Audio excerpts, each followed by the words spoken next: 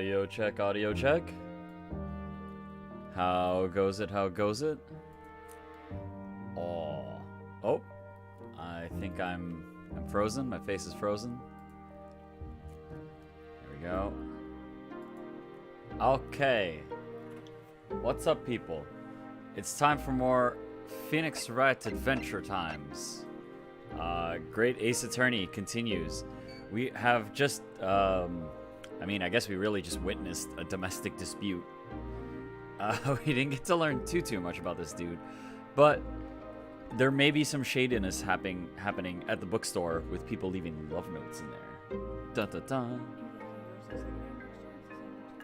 I suspect that all these bookstores are similar.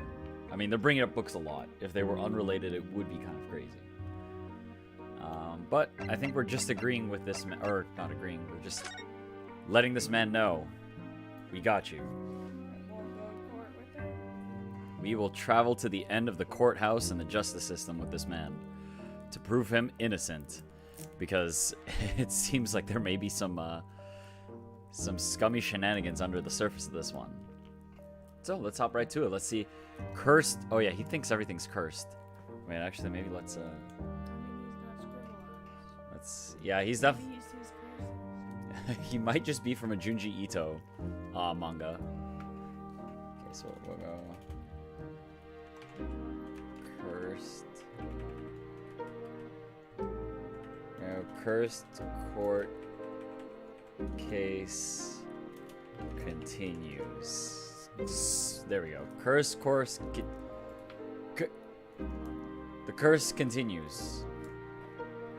And we'll see what he means by that. Cursed trial. Mr. Natsume, what did you mean by what you said just now? About the trial tomorrow being cursed? Oh no, why? Why are you looking so grave? You're making me nervous. I was just getting carried away, that's all. I didn't mean anything by it. Oh, I see. It's really agitated him. You don't mean the trial really is cursed somehow? Sholmes is like, I won't deny that possibility. Are you referring to the prosecutor? The Reaper of the Bailey? The Reaper? Oh no, what do you mean? Oh, he didn't know that. Nope. Oh, we just made his day worse. Please, tell me. Summarize it succinctly in 16 salient words. No defendant has ever survived a trial in which the Reaper stands for the prosecution. Ever. Why would we tell him that? You know, really inspiring him with confidence. We are. We really know how to get a client to have faith in us as their oh no, as their defense. Oh my goodness. Can it really be true? That was 16 words exactly. Yesterday, Mr. Naruhodo successfully defended someone against the Reaper. But then, after the trial was over, they died. The defendant passed away in unusual circumstances. Why are we being vague? It's only going to make it worse. Mr. McGilded. What? Ah, I am impressed, Mr. Sato. You have an eye for detail. Actually, the Lord Chief Justice told us. Mr. Sholmes, surely it can't be that having failed to have the accused convicted, Lord Van Zeeks killed the man himself. Oh no, he couldn't have, surely. Sholmes, it seems like you're either blank or in on it. You have some wonderful notions. Sorry? The man isn't a mass murderer. He's a court prosecutor, my dear fellow. Oh, yes. Why, of course he is. You made him go that far. Yeah, he's just a single... Oh, no. Of course he is. Then why are you trying to scare me? It could be said, however, that the real truth about the man is even more terrifying than your hypothesis. In fact, he not only set him on fire, he ate the remains. What on earth do you mean by that? The Reaper. Why are we bringing this up? This man's gonna be like, he's gonna show up to court tomorrow with pre-crapped in pants. Yeah, it doesn't matter either way. Van Zieks is quite an exceptional man. However, in London courts of law, exceptional does not equate to winning every case without exception. Huh, that's good. So Seki-san looks like he's going to cry tears of joy. As you are no doubt aware, in a British criminal trial, there is both a judge and a jury. The judge officiates based on the letter of the law, whilst the jury does whatever the fuck they want. Jury offers public opinion and common sense. No! Oh my god. Yeah. Yeah. my made-up line was more clear. Yeah, I mean, they really do. I've never seen a more volatile jury. Common sense, right?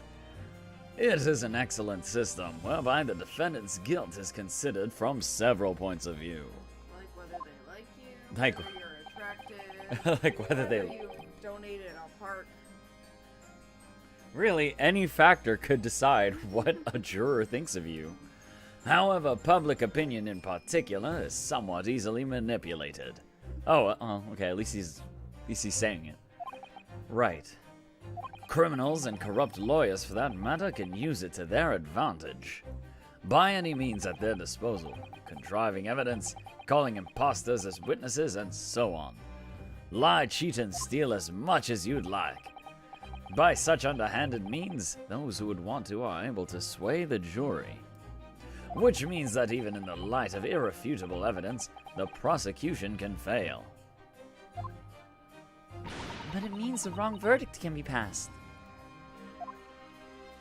And sadly as from time to time, my dear madam, it is simply the reality of the situation. And that's alright? It's the best we've got. However, those indicted by Lord Van Zieks cannot escape justice. Their fate is sealed. Oh my. Though the education may see them leave the courtroom with their freedom, within months they all disappear. It is most striking. Disappear? But how? Ah, by all manner of misfortune, sir. Perhaps they are trampled under a passing carriage. Perhaps they fall into the Thames and drown. Perhaps they are suddenly overcome by a raging fever. Or perhaps attacked by highwaymen. Oh, no. All examples of reality of events here in London, I'm afraid, Mr. Naruhodo. Thank you for saying all of that in front of my client, who is fearing for his life right now. Did we even tell him we would take him yet? Oh, yeah, maybe he's not even our client yet. Yeah, sorry, you know what, Soski, you're on your own. That's what I mean. He doesn't. Even if there's a curse, Yeah, even if we're there's... helping him. Yeah, listen, man, we're gonna help you. We're gonna dig you out of this pit. I knew it. I'm a dead dodo, done for, doomed.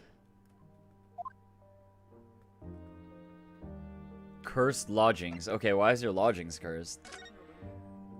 When you said a cursed lodgings before, you were referring to your room at Mr. Garadeb's house, I assume. You mean to say you believe the place is cursed? It's been a year now since I've came to Great Britain. But I'd only been in London a week before I started to notice strange feelings in myself. That didn't take long, then. Everywhere I looked, there were foreign faces staring at me, laughing behind my back. I was sure people were talking about me. I started to become nervous about going outside. They were always staring at me, all the time, from dawn till dusk. I mean, that maid does know your exact sleep schedule. Yeah, the maid knows exactly your sleep schedule, so I don't blame you for having feeling paranoia. It's kind of justified, actually. But even so, I shut myself away in my room. But even that didn't help. The fear wouldn't go away. You must have been very lonely, having been away from your homeland for such a long time. I've had to move a number of times. Most recently, to that room on Briar Road, a week ago now. Yes, why did you choose there? it seems a little inconvenient. The rent is cheap. I have so little money, it appealed to me straight away. Of course, I asked why it was so affordable. The landlord just simpered and said, "The room is cursed." Oops! He quickly tried to cover his mistake, but it was too late. So I told him, "If you have something to say, then say it. But if not, don't mention it in the first place." Yes, well said. But it was true. It was all true. You mean the room really is cursed, then? Ever since I moved into that windowless hellhole, my sleep has been plagued with nightmares. I wake feeling as though I'm being choked to death. In my waking hours, people are stabbed in front of me as I walk down the street. I mean, not having a window and an F-load of books is probably not great for your sleep. Speaking from experience, dry air plus many dust particles possibly equals sleep paralysis, which is horrifying. I hope you never have to experience it. I'm branded a killer, thrown in prison. Nobody wants to know me. Surrounded by scary, sinister spirits. If only there was someone, just one person on my side. Can no one find it in his or her heart to believe in me? Really? No one at all? To believe, yes. To believe. To believe. I like that that's a prompt. I believe. Well, okay, wait. We'll see if I believe. Mr. Sholmes. Ah, me, Mr. Naruhodo. Pray, what can I do for you? It's about the case on the SS Burya, if you recall. The Burya. Ah, that case. The one with the snake.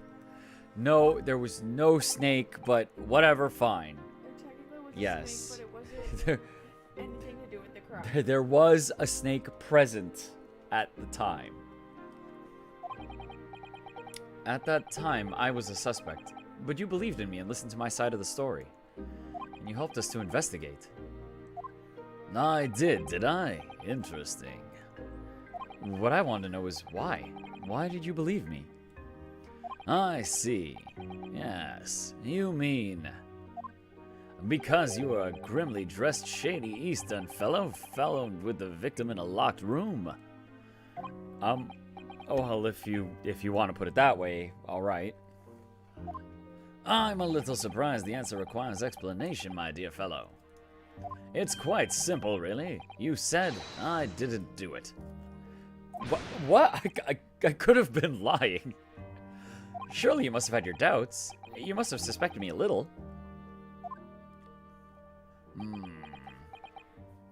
I think perhaps you have misunderstood. I neither recall believing in you, nor in that which you are telling me. I don't trust you a single bit. But I believe the Doesn't hurt truth. to go along for the ride. What? You see, the only things I believe in are those I choose to believe in. I believe in whatever's convenient for me. What? What do you mean, Mr. Sholmes? I make up my own mind about what is to be believed and what is not. If I should like to believe in something, I do. The circumstances can hang as far as I'm concerned. But I could have betrayed your trust. In that case, I should have made an elementary error of judgment. Nothing more. Betrayal of trust is an overused excuse, in my opinion. Meaning? Whether or not someone should trust another is, in the final analysis, down to oneself. It is a matter of whether or not one can trust oneself. Yes, he's right. He's right, locum student Mr. Naruhodo Esquire. Whether or not I can believe myself. Do you trust your own gut? A defense lawyer is only as good as his faith in his client. And that comes down to how much faith he has in himself. How much do you trust your own judge of character? That's the test. You're so right, Kazuma. Do we trust this man? I think we trust this man. He seems kind of thrown into a shady situation. Well, my dear fellows, it is time we were leaving, I believe. Already? Visiting hours are over. The guard will be here shortly to escort us out. There is a restaurant near here that serves excellent trout. Would you care to join me? I'd like to join you. Oh dear, there's never enough time, is there? So are you gonna represent me or not, bro? Are you gonna represent me or not? Mr. Natsume, if you'd like, in the trial tomorrow, I'd be happy to represent you. Look at, like, the reaction from everyone except Shone. Oh, wait, no, there we go. Locum student, Mr. Naruhodo, Esquire. As I said, I only experienced the British courtroom for the first time yesterday. And although the man I was representing was found not guilty, I lost sight of something crucial. Something crucial? What to believe in. The defendant, justice, or the truth. How to believe in, even. But I think I've finally worked it out. I've decided I must believe in myself above all else. To trust my instincts. Yes, Mr. Naruhodo. My instincts are telling me that you, Mr. Natsume, are innocent of this crime. And it's imperative that we prove that in court. Locum student, Mr. Naruhodo, Esquire. I will fight for your innocence until the bitter end, with every weapon available to me. Just loads gun. Oh, you're right. We already have a sword. We're already an anime cool guy. So I hope you'll permit me to represent you tomorrow. Yes, we can close him. Okay. Tired.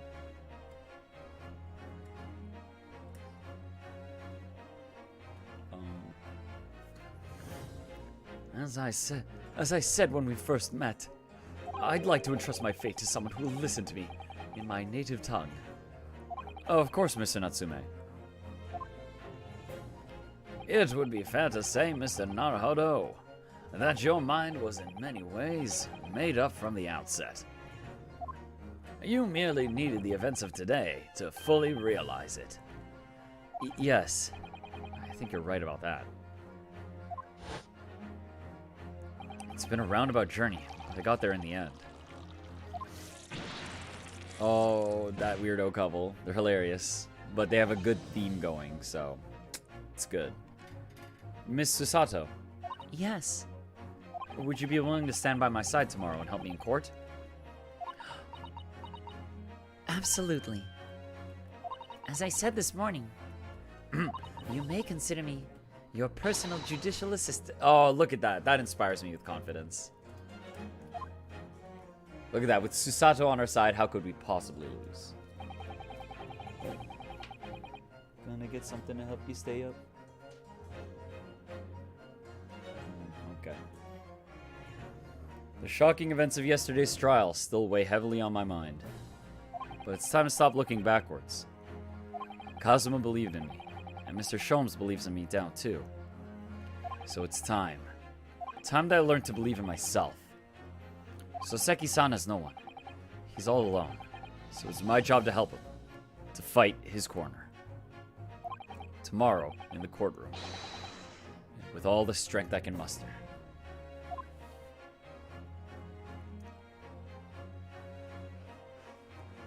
To be continued. Alright, we're going to be doing the court time now. Mini intermission of like 30 seconds. While we save in... Oh, no, don't save there. No, save in the one spot we got. Oh, trial part 1. Ooh, how many parts we're going to deal with. I wonder if we're going to have another investigation, because I feel like there's still stuff to look at. I don't know. Like those other 2 random weirdos we ran into. Yeah, maybe those other two random weirdos we ran into are just completely irrelevant to the story. Like, that is also possible. Old Bailey, Defendant's Antechamber. Well, I never expected this. Who'd have thought we'd be back here again so soon? We are on a study tour of Great Britain, with the intention of learning the country's legal practices. In order to research the latest court procedures here, we need as much court experience as possible. Well, yes, I suppose that's true, but for the person in the dock, it may well be his or her only time in court, and it could be life-changing. In which case, treating it as research may seem a little crass. Oh, when you put it like that, you're quite right. Good morning! Oh, hey, there he is. Oh, Mr. Natsume, good morning.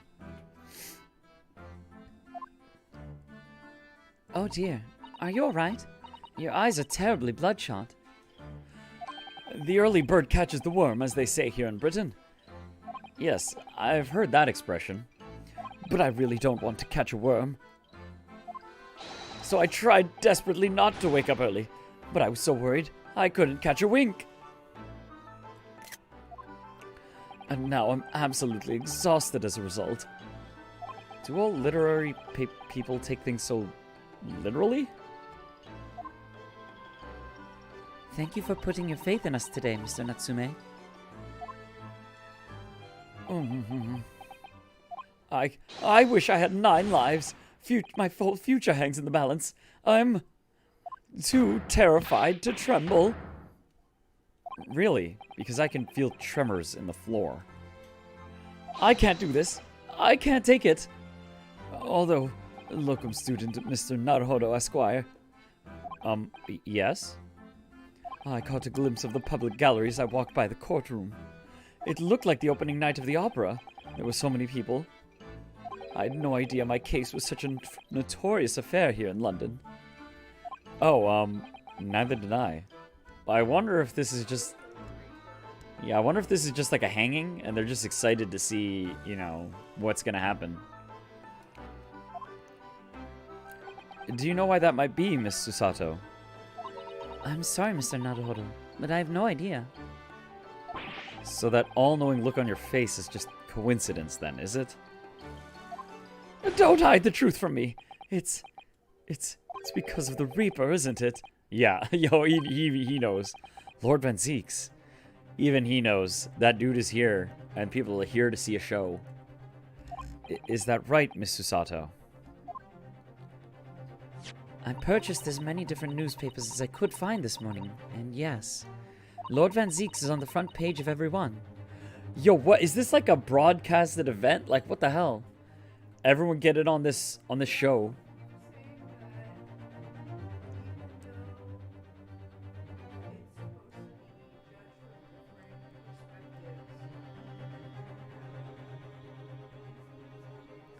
Yeah. Yeah. People show up to cheer for the prosecutor and join his side. You know, regardless of what the case is, he's the home team. Oh no. Can you imagine if lawyers were like built up before court dates like wrestling style? Like they had big splash pages of the defense attorney and the prosecution. This Sunday, murder trial goes to court. In the prosecution's corner. In the defendant's corner, Mr. Naruhodo. It's the foreign fury versus the hometown hero.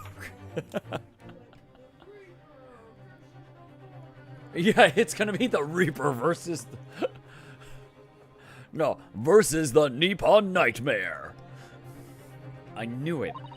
Sometime after the prosecutor was dubbed the Reaper of the Bailey, he stopped appearing in court, it seems. It's been several years now, in fact, until the day before yesterday. Yeah, Inspector Gregson told us something similar, didn't he? The trial 2 days ago marked Lord Van Zeek's return to the courtroom after a very long hiatus.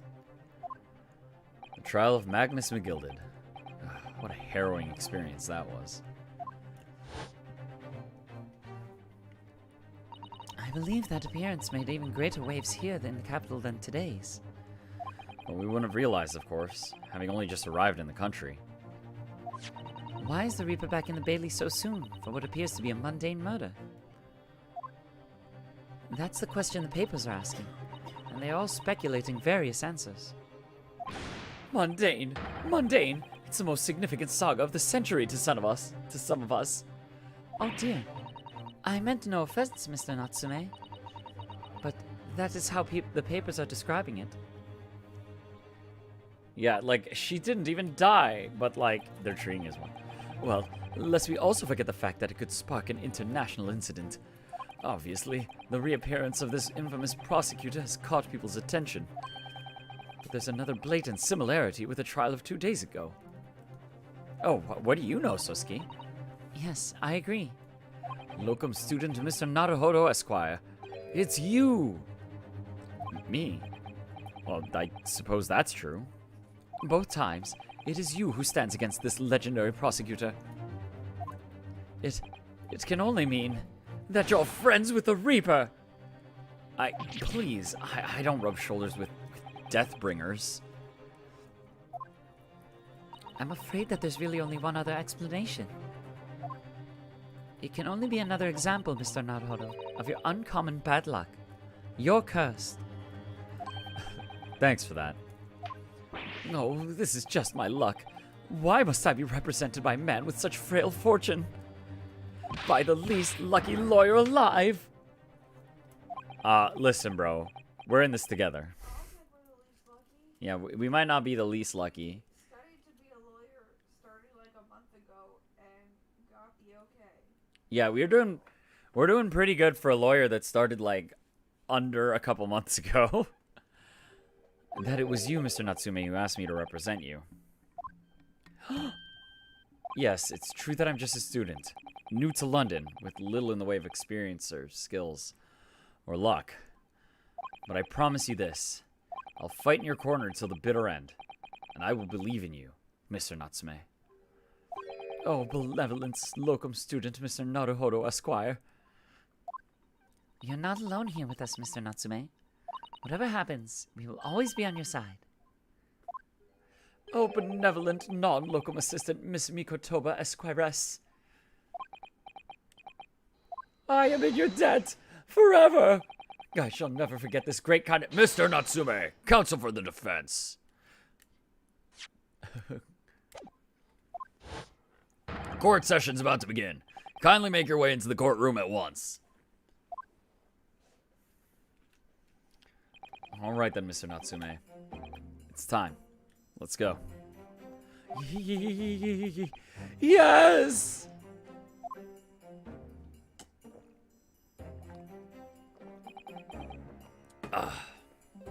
This is it.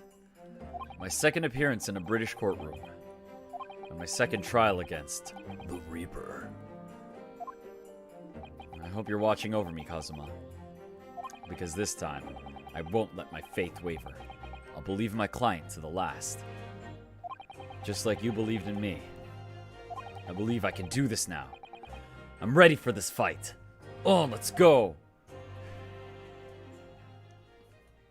Oh, we're so pumped. We've got so much energy. Imagine the Reaper just pulls up a picture of, like, Sasuke stabbing the other person. Oh, damn. That's pretty conclusive. 20th February, 10 a.m. The Old Bailey courtroom. Oh, wait a second. In the name of Her Majesty the Queen, I hereby declare this court to be in session. Okay, so it flashed the jury, and I think there's someone there who might be biased. We might see a familiar face in there from the previous case. I now call upon the counsels for the prosecution and defense to declare their willingness to proceed. The prosecution is fully prepared, my lord. The defense is ready, my lord. The Nipponese are truly fascinating breed. Sorry, what? Lord Strongheart has told me all about you. That you are a student who arrived in London but 2 days ago. A mere amateur. Do you have a point? Being a compatriot, you feel compelled to try to help the accused, I suppose. Typical Nipponese arrogance. What? Dude, what's that supposed to mean? What do you mean arrogant? How is that arrogance? Forgive me, but I do not believe arrogance is an appropriate description. Sasato-san, thank you. I mean, we have sympathy for a fellow human in general, and also one who we look at the facts and we're like, yeah, we can believe this guy. Yeah, you confessed because you didn't know English? Yeah, that's kind of a... After all, at our previous encounter, the defendant was found to be innocent.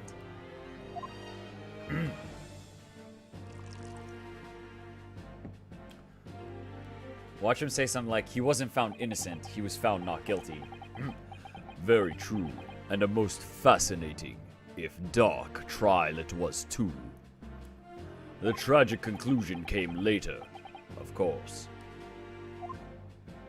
Here's to the acquitted and his unfortunate violent end. Wow, I pour one out for the homies, I guess? But he wasn't even your homies? Oh, dude, why is that guy on the bench? He was in our last case. He's gonna hate us. Thank you, counsels. I see both sides are in fine fettle. Now, ladies and gentlemen of the jury, are you ready to carry out your duties here in court as impartial members of the public?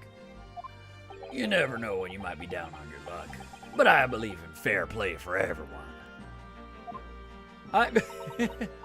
Well, I must warn you, I'm more ruthless than I appear. Oh well, not me. I'm exactly as ruthless as I appear. You know, straight up, what you see is what you get. I'm a peace-loving fellow. This dude looks like he's not here right now. He's thinking of like the horse races or something. I'm afraid to say, I think it's quite possible that mustache foreigner did the deed. No! Joan! You would betray us! Wait, actually, you didn't even trust the... Why? What is the population in this area? The two of the jurors are like possibly directly related to the case. Or one of them was in our previous case, the other one we talked to like an hour ago. I mean, yesterday. Come on, what are we waiting for? No doubt you did, anyway. Sorry, didn't quite catch that. Random, we got old man. Very well, let us proceed. Your opening statement, if you please, Lord Van Zeeks. Very recently, Great Britain signed an alliance with a rising power in the Far East. The accused in the dock today is a student from that same land, a certain Mr. Soseki Natsume.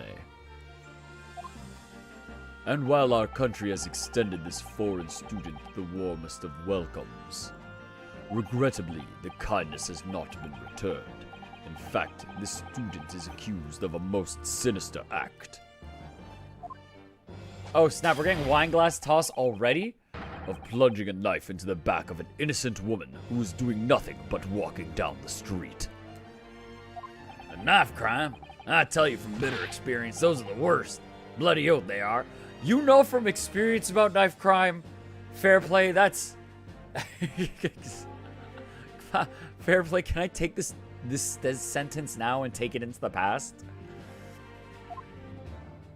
Just look at that sallow complexion and short stature. He's one of those dreadful Japanese. What an impartial jury. Oh, come on, let's get this over with. With me now, everyone. 1, 2, 3. That dude was already ready to vote. What the fuck? There was an argument hasn't even been presented, and that man is down. Sorry, didn't quite catch that. Pray, forgive the discourtesy of smashing my hollow chalice here in this great chamber. Allow me to call the first witness to the stand. Very well. Bailiff, lead the inspector in, please. Lead the inspector in? Oh, man. Greg, you're not a witness. You were, oh, okay. You're a witness to the after crime, not the. But he might be like a gumshoe and could be like, the evidence we have. Ah, okay. I guess he's our gumshoe. That's what we have to show. Yeah. Your name and occupation, please. Yes, sir. Tobias Gregson, Detective Inspector at Scotland Yard. Would you please summarize the events of the case for the court, Inspector? The victim's thought to be a young woman in her 20s by the name of Olive Green. I beg your pardon, Inspector. Thought to be. Yeah, I haven't been stabbed in the back by an attacker's knife. The victim fell unconscious. That was 3 days ago now, and she's been comatose ever since. What? They don't even know who she is for sure? Comatose. I see. But her life is not in danger. Fortunately for the Eastern student, the charge will not be murder. Pray elaborate on the details, Inspector. Sir, if I could ask everyone to look at this street map. This very vague street, this featureless street map. As I mentioned, the incident took place 3 days ago, at around 5 in the afternoon. It happened on the pavement running alongside Briar Road, a wide thoroughfare for horse-drawn vehicles. It had not long since stopped snowing as the victim, Miss Green, was walking down the street. Out of the blue, she was approached from behind by the accused and stabbed in the back. Luckily, the young lady's life was spared, and she's currently being treated in one of the city's hospitals. But being unconscious as she is, we've been unable to take a statement from her, of course. This is the case file with everything we know about the victim so far. Thank you, Inspector. The court will accept the documents as evidence, if you please. Let's check it out. I don't have it yet. The case file has been entered into the court record. All right, let's check it out. What of the weapon that was used? Sir, I have it. I have that here. It was removed from the victim's back. Wait, let me check that first thing first. Incident report. Details. Young woman rendered unconscious following a stab wound to the back.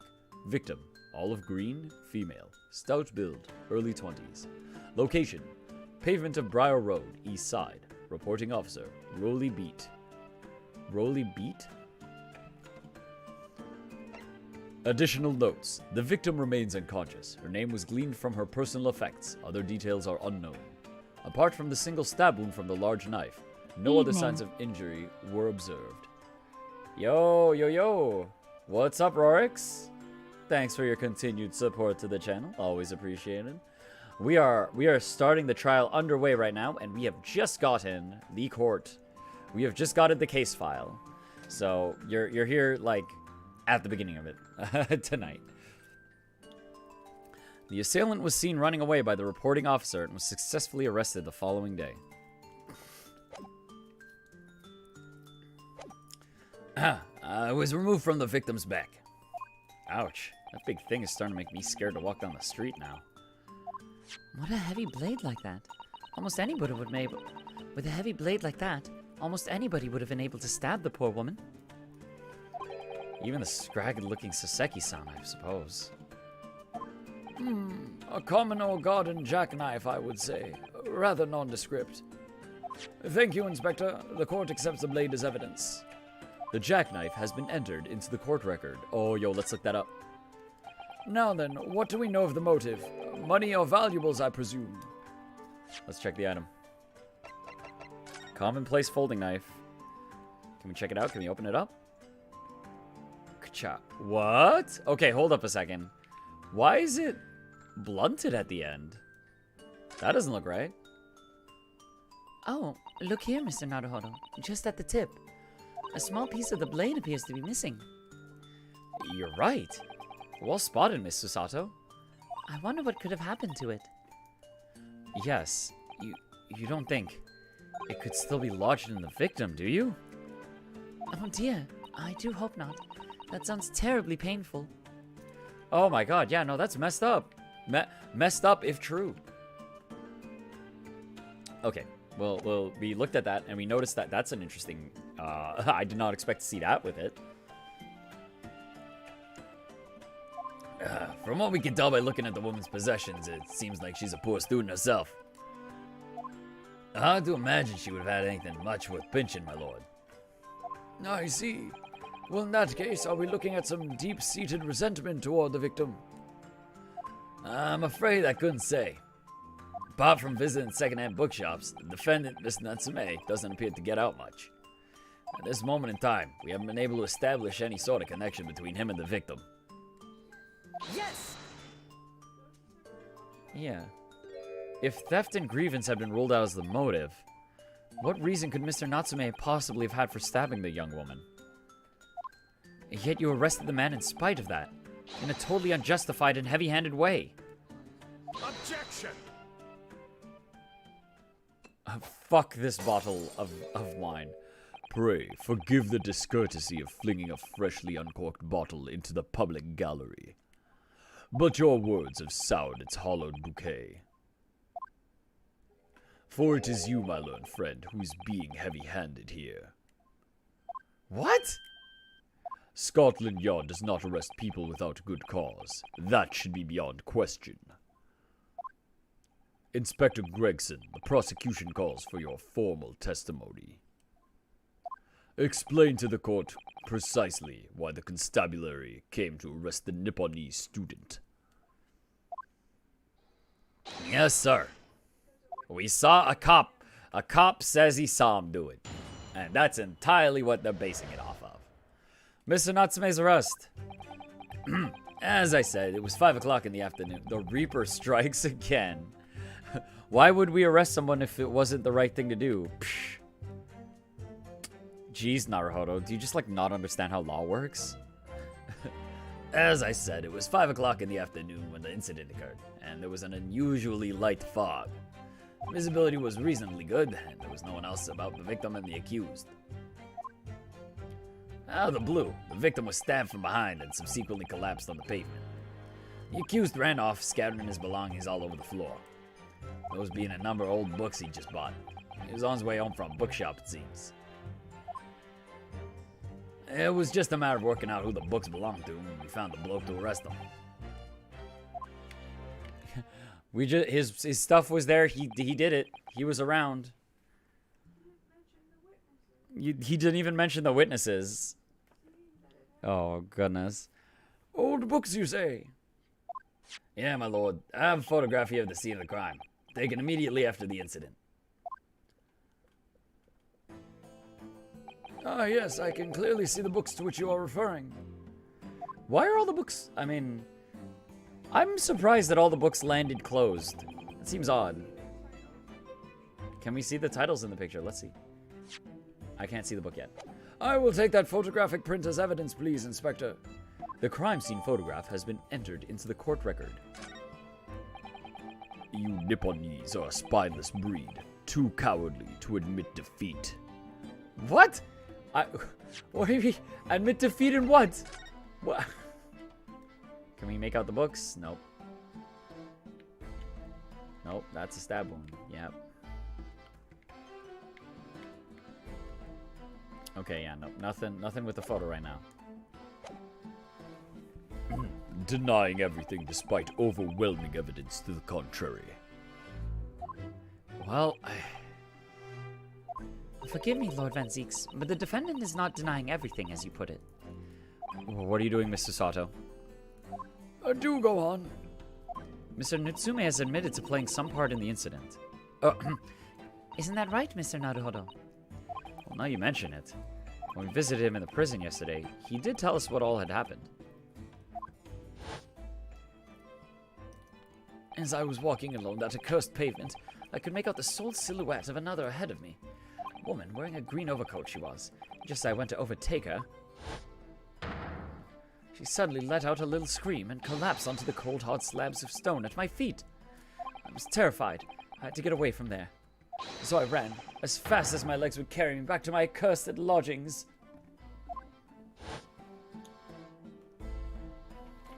Huh, a green overcoat. Well, that's exactly what the woman in that print is wearing. Oh my, a photographic print in full color. What will the world come up with next? The defendant has done nothing more than admit he fled the scene of a terrifying incident. That does not mean that he's guilty of the heinous crime stabbing the woman in the back. There was nobody else there at the time, just the two of them, the victim and the accused. In other words, there is nobody else who could possibly have stabbed the woman. A fact that the accused concedes. It seems this cross-examination could prove to be pivotal, counsel. Proceed, please. Yes, my lord. Nothing for it. I have to use this cross-examination. Turn the tables here. It's our only chance. Bop, bop, bop, bop, bop, bop. Alright, Mr. Natsume's arrest. As I said, it was 5 o'clock in the afternoon when the incident occurred. Unusually light fog. Okay, tell me about it. Hold it! A light fog, you say? Well, light for London. You could see the opposite side of the street for once. Not much farther, though. That's light, is it? Around these parts, yes. Not something I expect a Japanese fella like yourself to know, of course. I've read that London's famous for its fog. In my country, people usually imagine that gives the city a rather beautiful appearance. How quaint. Yeah, well, it's not something to us Londoners tend to romanticize. I expect you can appreciate. I see. At this time of year, the fog causes a large number of accidents, especially when it's heavy. Sometimes you can't even see your own hand at the end of your arm. Unless you live in Silent Hill. Yay. Nice and lovely, foggy Silent Hill.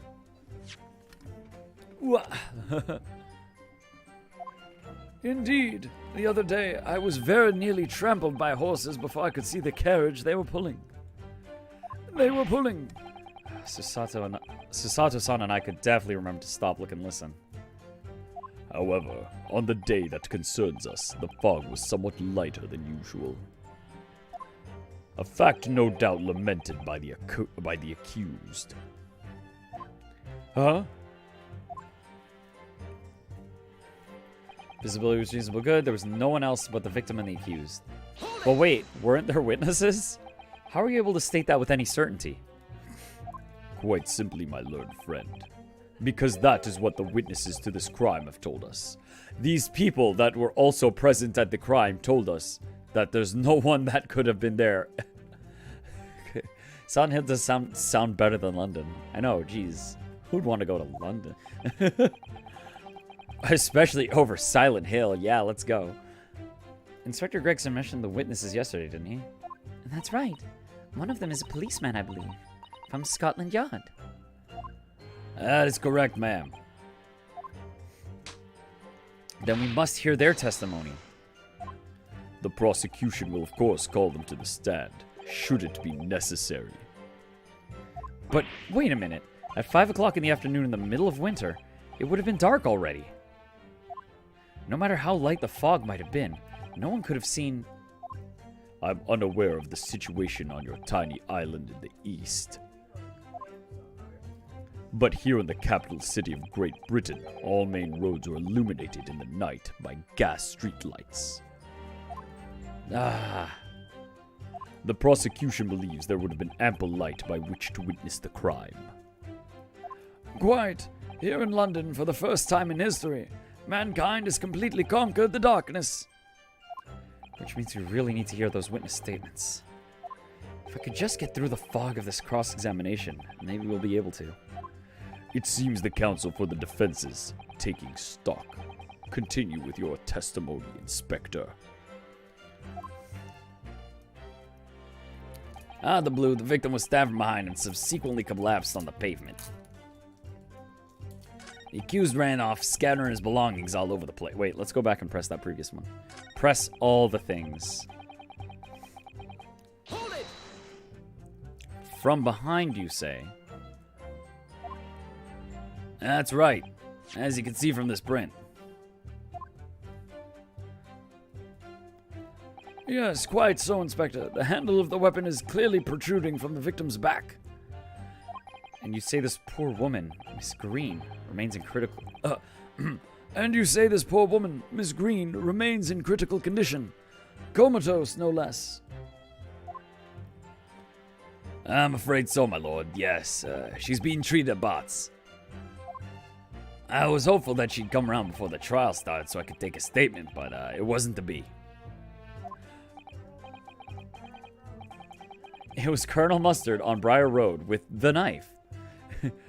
Yes, that is indeed a pity. That would probably have made this court session a lot more sensical.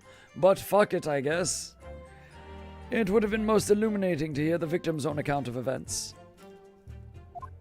Luck is on your client's side, it seems. Huh? On the contrary, my client has been exceedingly unlucky. Your force of tone is seriously undermined by those disturbingly wide eyes, I'm afraid. Yeah. Yeah. The accused ran off, scattering his belongings all over the floor. Hold it! Mr. Natsume's belongings. I think you'll find it all there in the photographic print of the crime scene. Yes, the 3 books on the floor. That's right, my lord. Second-hand books they were. Irreparably damaged after falling in the snow, of course. The accused could easily have carried all 3 books in one hand, which means his other hand would have been free to wield a knife, for example. He's very clever, isn't he? What do you mean? He's made it extremely hard for you to assert that Mr. Natsume had his hands full with his books. He's managed to close one avenue of escape we might have had before we even knew it was there. You mean to say that the defendant was holding his belongings as he thrust the knife into the woman's back? Then why would they fall? Why would you not take them? That must be what happened, my lord, yes. There's been a number of old books he just bought. He was on his way home from a bookshop, it seems. Hold it! The defendant apparently visits a secondhand bookshop on a daily basis. Yes, so I understand. A shop full of old English literature. I commend the accused on the lofty subject matter of his scholarly attention. Bloke's room was stacked floor to ceiling with those musty old books. Can you tell us more about the bookshop in question, please, Inspector? Well, if I must, I'll have to ask you to look at the street map again, I'm afraid. Oh, can we mark a new location on the map? The closest secondhand bookshop to the accused lodgings is this place here. Bourbon Books. Little place on the corner of Briar Road and Meerschaum Street. As it happens, the accused is currently living in lodgings on the other side of Briar Road, the opposite end. Which means it doesn't take a genius to work out the route he would have taken home. Something like this. I mean, there's also the chance that Natsume took, like, a bunch of little side roads because he doesn't like interacting with people. Because he's paranoid as all hell. Yes, I concur with your conclusion, Inspector. The defendant would certainly have passed the scene of the crime on his way home from that particular shop. Mr. Naruhodo, I think that what the inspector just told us could turn out to be of vital importance. Yes, I agree.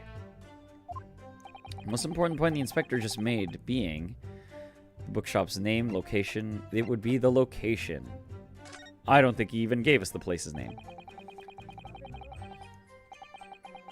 Nope, I didn't remember that. CaptnmcD remembers, but Dead Pixel doesn't. That's okay. CaptnmcD's taking a bit of a rest, but she's still listening in. And hopefully my voices are discerning who is who. The crucial detail in what you've just told the court inspector is the location of the bookshop. I couldn't agree more. So, where is it exactly? Now you wind me up, Sunshine. I just explained that. I got the map out and everything. Used red blooming ink and drew the bulk's home on for you.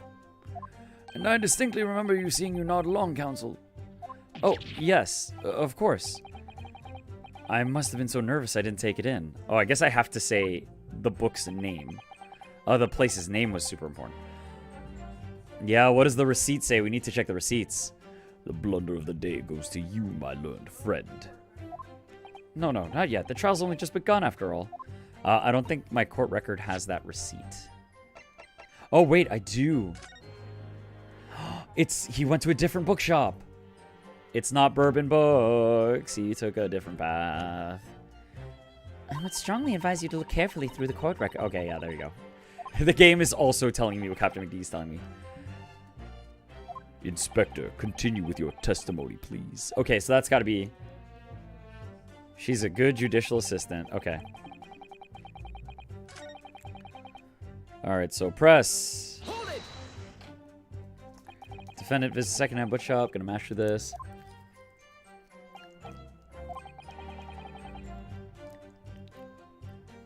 Linguature. Give us the name.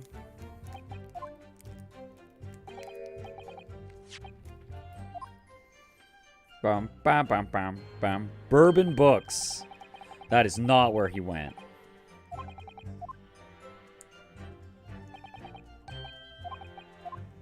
Okay, so yeah, he went this way. Yeah, but that's not where he went. He didn't go there. I concur with your conclusion.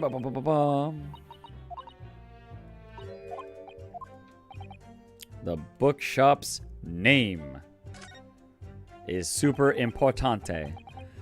Inspector Gregson, may I ask you a favor? What? Would you kindly add the name of the bookshop to your formal testimony, please? So that I can present this receipt against it? I believe it may be of vital importance.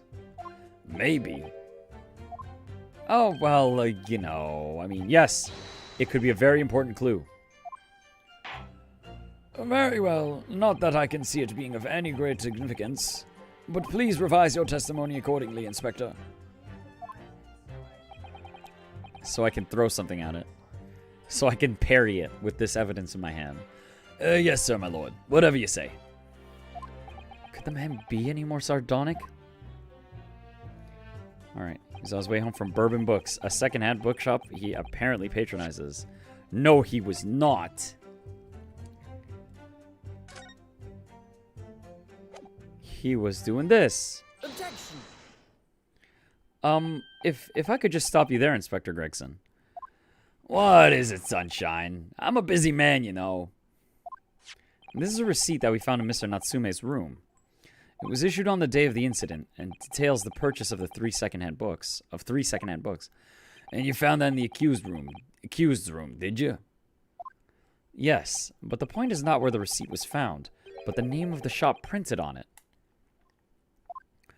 Go on. This receipt is issued from a bookshop called Your Books. Your Books? Y-O-R-E, I presume. Yes, my lord. So Mr. Natsume did indeed purchase a number of books at a secondhand bookshop that day. However, the bookshop in question was not Bourbon Books. What? Inspector, do you know of this other bookshop? Yes, sir. Your Books is another secondhand bookshop not far from Bourbon Books. It's just that, well, it's such a small place, I didn't think the accused would have known about it. Objection! But in fact, that is the bookshop which the defendant visited on the day in question. And this receipt proves it. Objection! Yes, for what difference it makes. Wherever the man purchased his musty tomes, it makes no difference in the final analysis. Point it out on the map. Yo, point it out on the map then. I disagree. I mean, after all, I have the street map here, if that might be of help. Yes, thank you. Have a look at this, please. If the defendant had been returning from Bourbon Books, then yes, he would almost certainly have passed the place where Miss Green was attacked.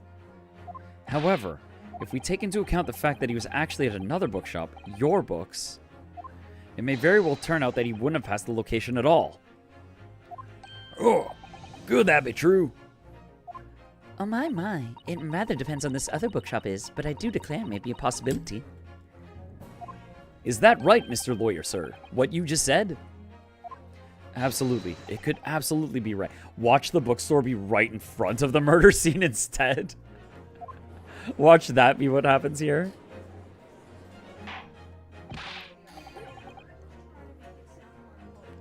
Yeah. Yep.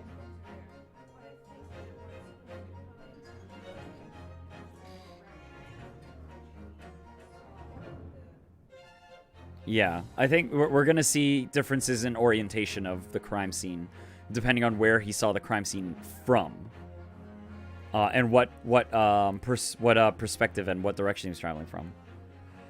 Where is this, your books in? Well, obviously we looked into that. It turns out that your books is just here on the next corner, Mersham Street, going east. The local map's information has been updated in the court record. Oh, he could have taken either route then. And there you have it. As you can clearly see now. Oh. Zeke's just pours a glass. My learned Nipponese friend is obviously in training to be a clown, the way he regales us with such witticisms. To your future career in the circus.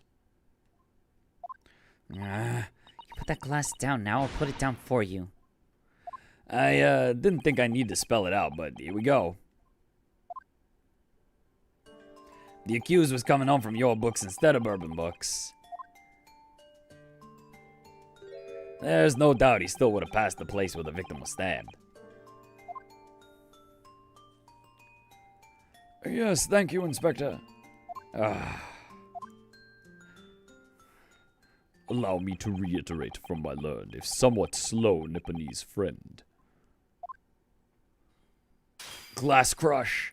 Wherever the man purchased his musty tomes, it makes no difference in the final analysis. Ah! As I suspected, you can't fool me, and I don't suggest you try. Oh, I say, I've had enough of this now. Beg your pardon. Terribly sorry, but would you mind repeating that? Mr. Naruhodo, you mustn't give up. What do you mean? If the prosecution's assertion is correct, the members of the jury may very well decide that Mr. Natsume is guilty. She's absolutely right. We must think. We must consider the assertion just put forward by the prosecution very, very carefully. They claim Sosuke-san must have passed the location of the incident on his way home from your books, but... I mean, he could have gone the other way around. Yeah, if you look at the map, there's like, it's on the corner. Like, he could have taken a slower route. Yeah, fuck it. He could have gone the other way. The assertion just made by the prosecution is fundamentally flawed. No, I don't think it's flawed. I was just gonna say, Explain yourself, counsel. yes, my lord. You can see what I mean on this map. When returning from your books to his lodgings, Mr. Natsume could have followed the route suggested by the prosecution. However, that isn't the only conceivable route to take between the two places. Yeah, it's like, dude, you could just go around. If the defendant used these streets, look what happens. He arrives back at his lodgings without passing the location where the victim was attacked. Objection! Talking back to a clown is a fool's errand, of course. However, I feel compelled to point out that that route is what is commonly referred to as the long way around. Yeah, but if you're not familiar with the area, on a cold winter's night, why would any man choose to take a longer route home? he doesn't know the area as well. The answer is extremely simple. He wouldn't. In other words, the accused took the obvious route back to his lodgings and is the obvious perpetrator of this crime. Objection! But, aha, yes, I've got it. Obviously, we must ask the man himself. Ask Mr. Natsume which route he took home. I have already informed the court of the accused's response to such questioning. He claims he has no recollection. Aha. That's right. As I said, the bloke seems to spend his time outside wandering aimlessly from A to B. That day was no exception. He says he doesn't remember where he was or which route he took home. I don't. Yeah, he's hardly likely to take the optimal route if he doesn't know this place. Yeah, and if he wanders aimlessly. I thank you, my learned friend, and suggest we do not waste any more of the court's time by wandering aimlessly around this subject. Pray, what say you insightful jurors? But even if that is the case, the defense still... Hold it. Oh, they're mad now. Oh, all 6 of them are pissed now. I agree with Lord Van Zeeks. Wholeheartedly and in every way. What? I don't believe it. Does this mean... We members of the jury are completely convinced now. What? Right out the gates, but okay, you know what, of course. Let's do the video game. Summation Examination. Let's go. I'll do it again. In case I call upon all members of the jury to present your findings to the court. Guilty! Guilty. Guilty. Guilty. Guilty! Guilty. Guilty! What? You couldn't even hear what was going on. Random old man is just like, I can't hear what's happening in this court. Guilty. Oh my god, it's the same as the old knitting woman. It would appear the jury's leaning is unanimous. Ah. To the insightful members of the jury, I applaud your brave resolve. You serve Queen and country admirably. Mr. Naruhodo.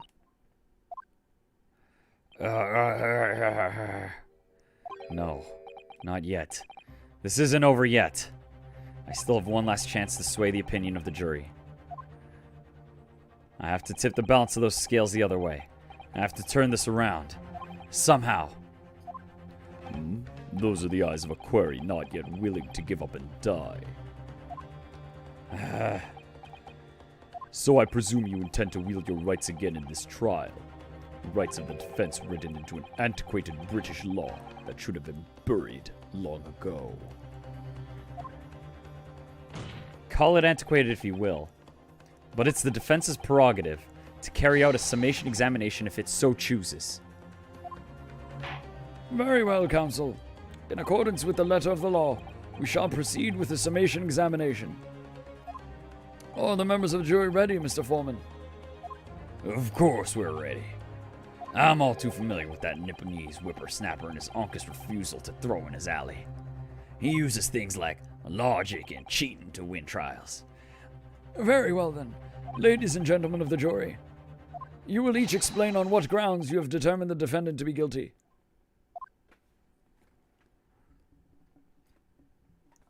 Judicial findings. Alright, let's make them fight each other.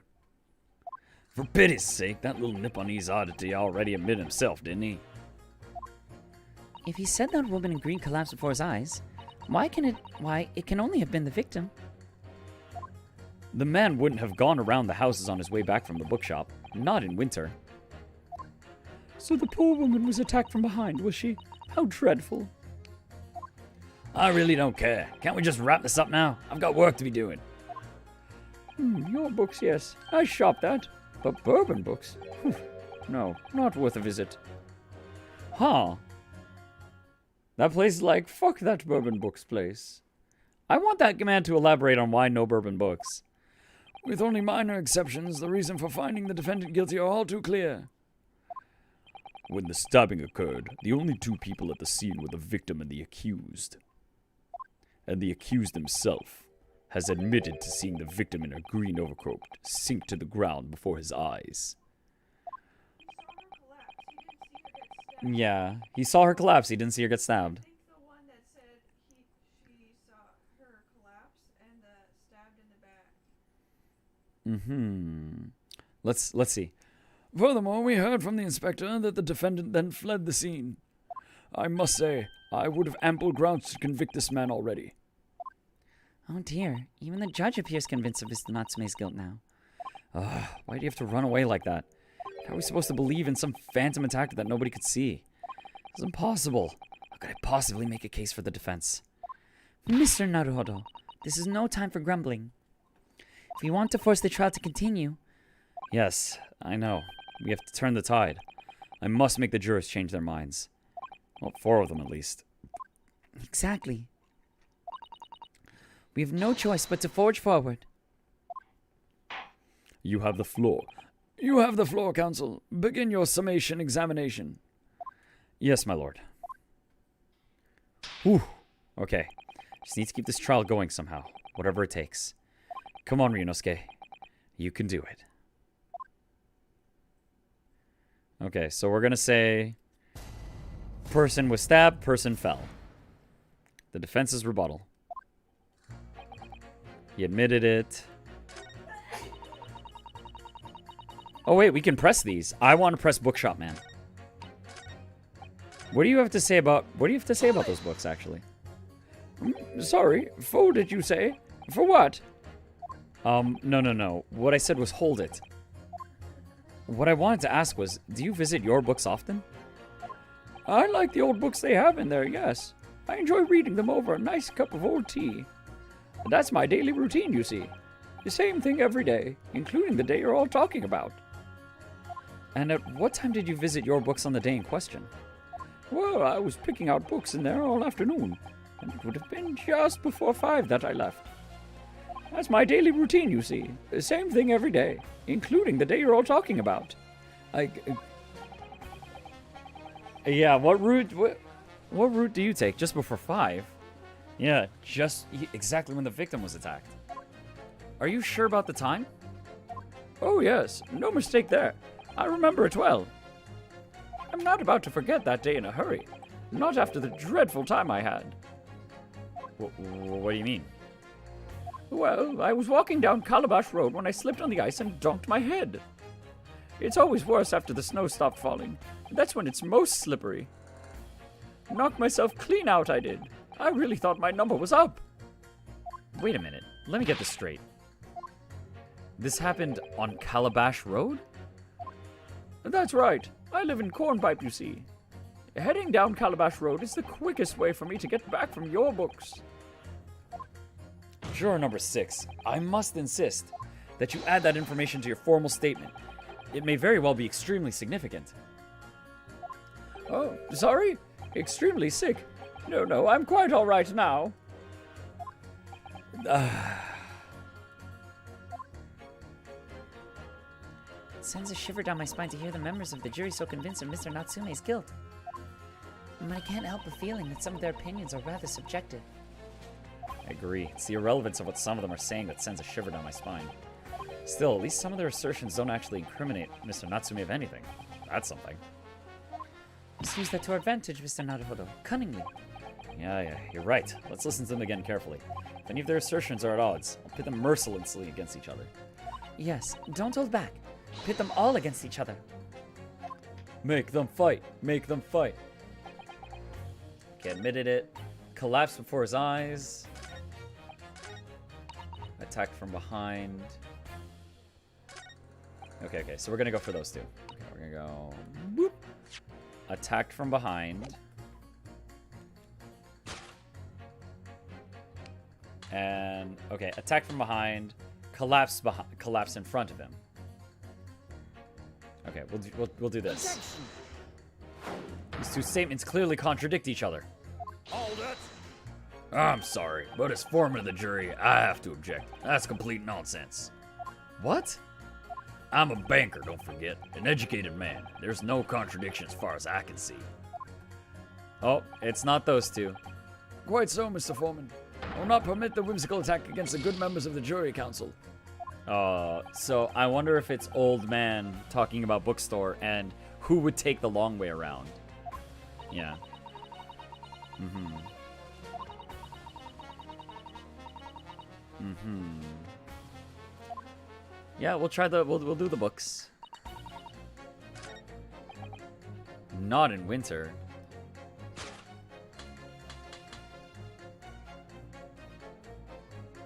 Yeah, I slipped over that evening myself on Calabash Rose. I knocked myself clean out, you know.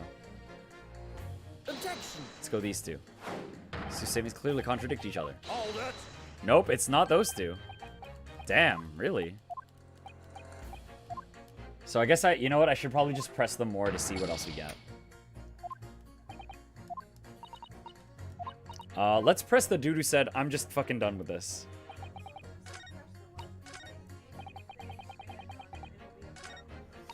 There, yeah, that's true. Let's press them.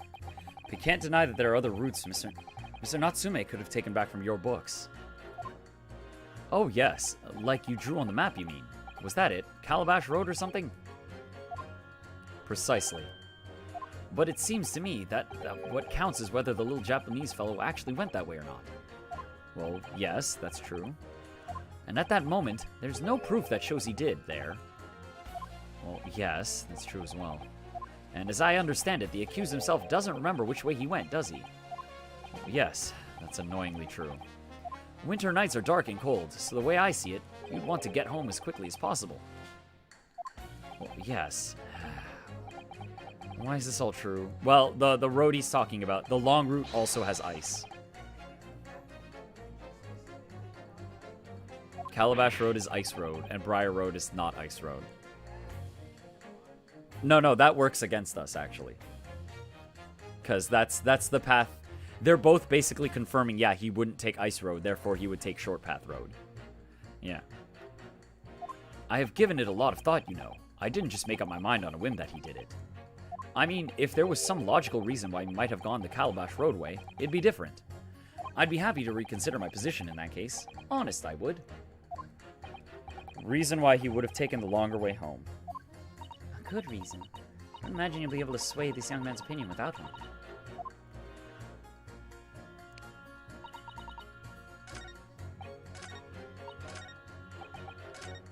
Okay, let's check this guy. I don't care. I'm voting guilty. No, we're getting you to talk. A man's life is on the line here, sir. This will take as long as it takes. I don't get clever with me now, son. My life's on the line too, and so is my family's. Ah, Likes of you wouldn't understand, but a laborer like me can't afford to take time off. If I don't work, I don't eat. Neither do the wife and kids. I see. That must be very hard. I go to the union every morning to find out what needs doing. If you're late and the work's taken, it's tough. This time of year, there's water and gas supply pipes bursting left, right, and center. They're after cheap labor to get the roads dug up to fix it. It's a hard slog from dawn till dusk it is. Hey, what roads are you digging up and need fixing? So, you were out digging up the roads on the day of the incident as well, were you? That's right. In fact, if I remember rightly, it was just around the corner from where it all happened. By that old bookshop it was. What? Another coincidence. That's right. Meerschaum Street it was. Oh wait, let's look at that. Meerschaum Street. Oh, so Meerschaum Street is the way that they think he took. But there was construction. He had to take the long route. Meerschaum Street. On the map, Mr. Naruhodo, there are only 3 named streets. Juror number 5. I need you to have that information in your formal statement, please. What's the point of that? Can't we just get this business over with now? Please, sir. It's important. Fine. I'll do it then. All right, there we go. We have what points we need.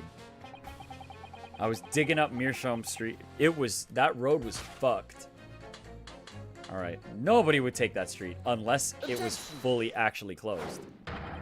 Those two statements are clearly at odds with one another. At odds, counsel. Explain yourself. Please, don't point. It wasn't me, I swear. What? I just want to get this done and dusted. Well, juror number 3? Oh, me, sir. What? What do you mean? Juror number 5's words just now are extremely significant. let's take a moment to consider the implications of what's been said on our map of the local area. On the day in question, Mr. Natsume visited the bookshop to purchase a number of secondhand books. And on the same day, we now know that there were works being carried out on Meerschaum Street, making it impassable, which means that the defendant's route home could not have taken him along Meerschaum Street and down Briar Road. Oh, yes, of course. What do you think, sir? Well, yeah, you can't argue with that, really, can you? Must have had a good 2 yards more of the pavement up. Every gentleman and gentlewoman came along had to turn back and go the other way. So, the only conclusion is this. The defendant must have taken the longer route back to his lodgings. Yes, I suppose he must have. I suppose that must be right, eh? Juror number 3, you said the following. The man wouldn't have gone around the houses on his way back from the bookshop. But, we see now that he had no choice. Yes! My lord, Mr. Judge, sir, if I may. Yes. I don't think in all good conscience that I can say the man's guilty now. Yes, I'd like to see this trial continue so we can get to the bottom of what really happened. Yay, we got one. That's at least one. What about you, sir? Who, me? Well, alright then. There's a hole in the prosecution's argument. Should be filled in, that's what I should say. Yeah, this is a man who doesn't like plot holes or potholes. Well done, Mr. Naruhodo. That was wonderful. Well, I've managed to change a couple of minds at least. It strengthened our position somewhat. Okay, so I think I'm going to press the other two that you wanted to check, because I think that's going to be our next point of contention as well. They'll be asking themselves if their current leanings are really right or not. Now, if only we could just identify one more clue or discrepancy that would make them stop doubting Mr. Natsume. We might be able to tip the balance completely. Yes, that's exactly what we've got to do. Van Zeeks is looking to bring this trial to an early conclusion. That's what we have to prevent, by whatever means we have at our disposal.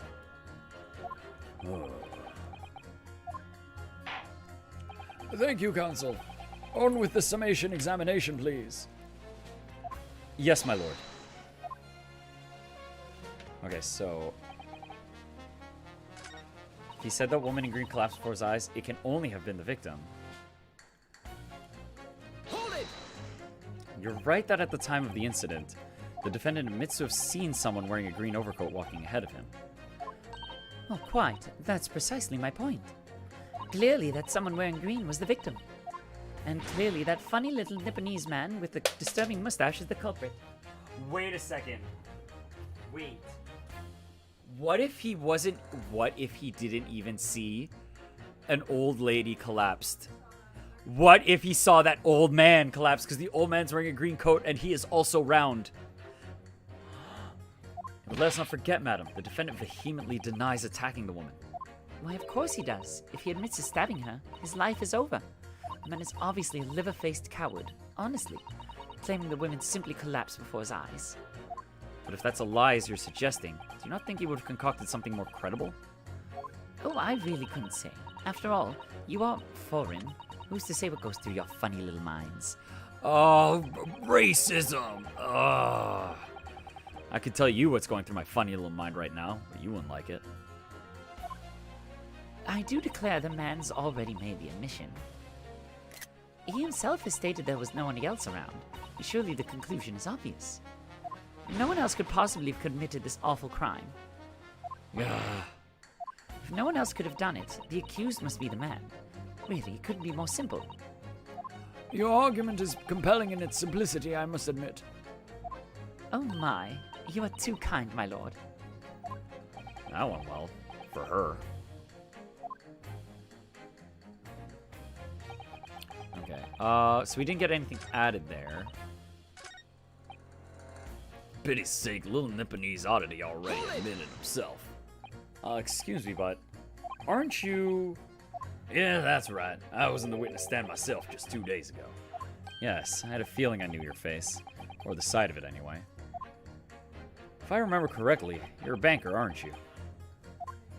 That's right. After the gold rush down under, I came back to London to work. And it was all going swimmingly until you started frolicking around. Bruce Fairplay was a man of repute. Sorry? Don't think I've forgotten how you treated me the other day. You had me and that young hatter pegged as criminals. Oh, well, you know, water under the bridge. Now there's all sorts of rumors buzzing around. The police have been badgering me non-stop. If I could turn back the clock. Well, anyway, I don't know about the hatter, but at least I'm in the clear now. I'm free to make up my own mind about who's guilty and who isn't. I have the power now, and I'm totally going to abuse it. Alright, maybe I might struggle to change this man's mind, given our awkward history. Oh dear, I wonder what's become of Mr. First now. Uh-oh, what if Mr. First got pinned for it? Okay, She was attacked from behind, how dreadful. Whatever's the matter, young man? You're the wife of Mr. Garadeb, aren't you? The landlord who rents Mr. Natsume's room. The master's wife? Where do you get your ideas, sir? I'm the maid. The maid, you understand. She's keeping up that charade? This is going to be awkward. Why didn't you mention this yesterday? That you'd be selected for the jury in this trial, I mean. Well, I was told not to mention it to anyone until the day of the trial, you see. It was in the letter I received. The instructions were very clear. So I'm afraid I had no choice. I see. Anyway, Mr. Natsume, the defendant, takes lodging in your master's house, doesn't he? Yes, that's right. Although he's only been in a little over a week now. And in that time, surely you must have taken stock of his character. Does Mr. Natsume look like the kind of man who would commit a crime such as this? Yes, oh my goodness me, yes. He's just the sort. What? Spending all his time in that dark and dingy room, sporting that unscrupulous mustache. The man never speaks, and don't get me started on those shifty eyes. All the neighbors are talking about him. I've heard them, you know. People think he must be building a bomb in there or something. Great, love it. Remember, antisocial people are... you know what, I'm not even going to start that one, because the... Oh dear, poor Mr. Natsume. How could people say such things about him? He's just a harmless bookworm, nothing more. Well, you just called him a worm, so... Anyway, I'd better be careful about inviting this maid to speak. She said enough damning things already.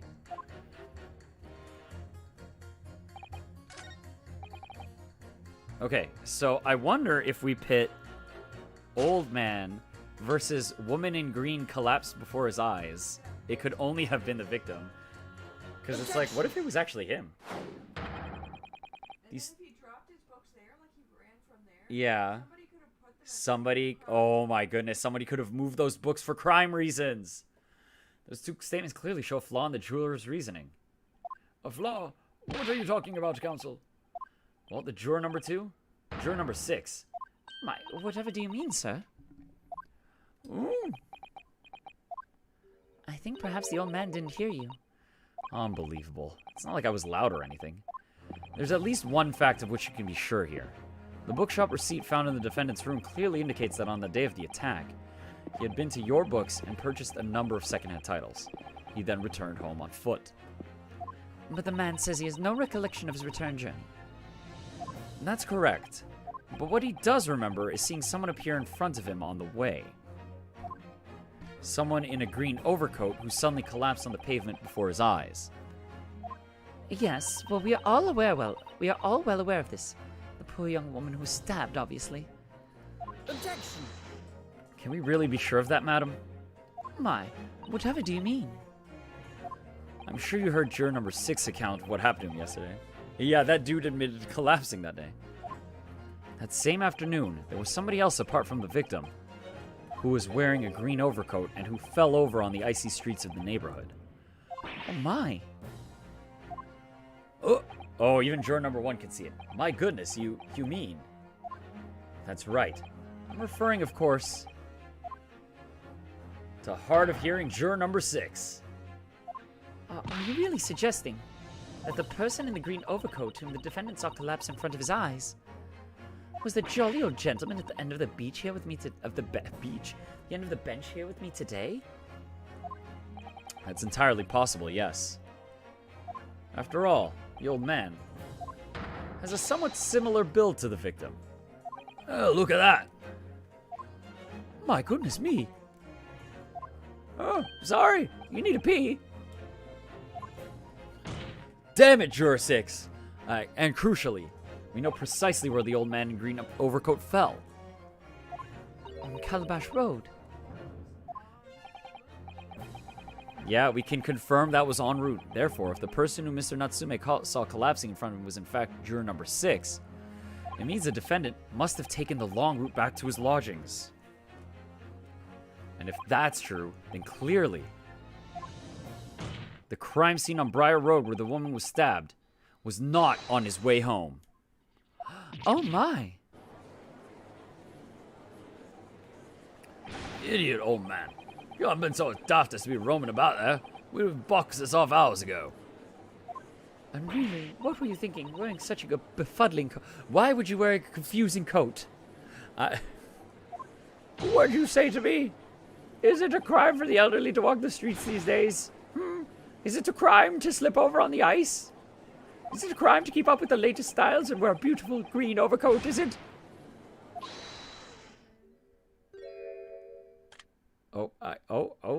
Juror number 2, putting on her makeup. My lord, I do hope it won't cause any inconvenience, but... You'd like to change your leaning, I presume. I do declare that I would. I should like to call for a verdict of not guilty. Thank you. I would too. What? Is it a crime to change your mind, is it? Well? No, but thank you. Yeah, old man was insulted, therefore he must be contrary.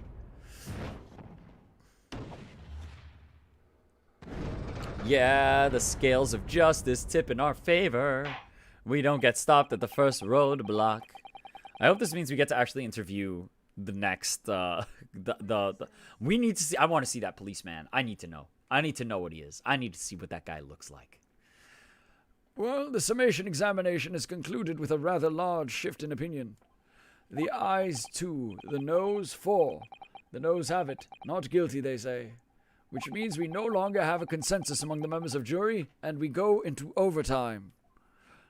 The trial will continue. Objection! What? Objection. This jury is stupid.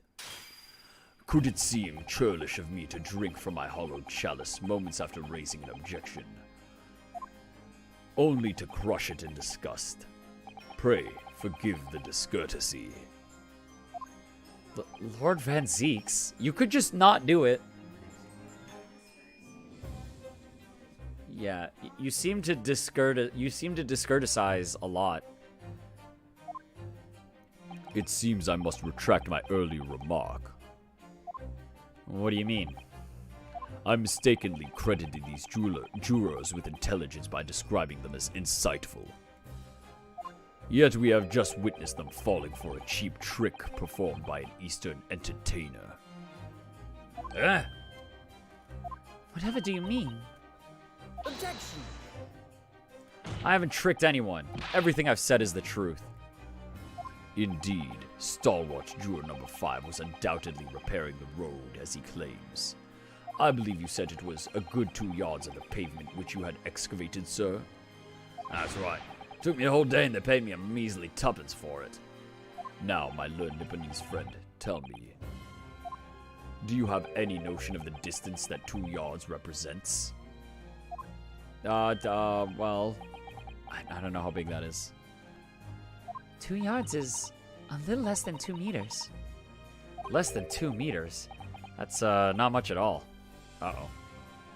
In other words, a distance readily vaulted by anyone of moderate vigor. Would you not agree, my stalwart friend? Yo, he could have jumped to that shit.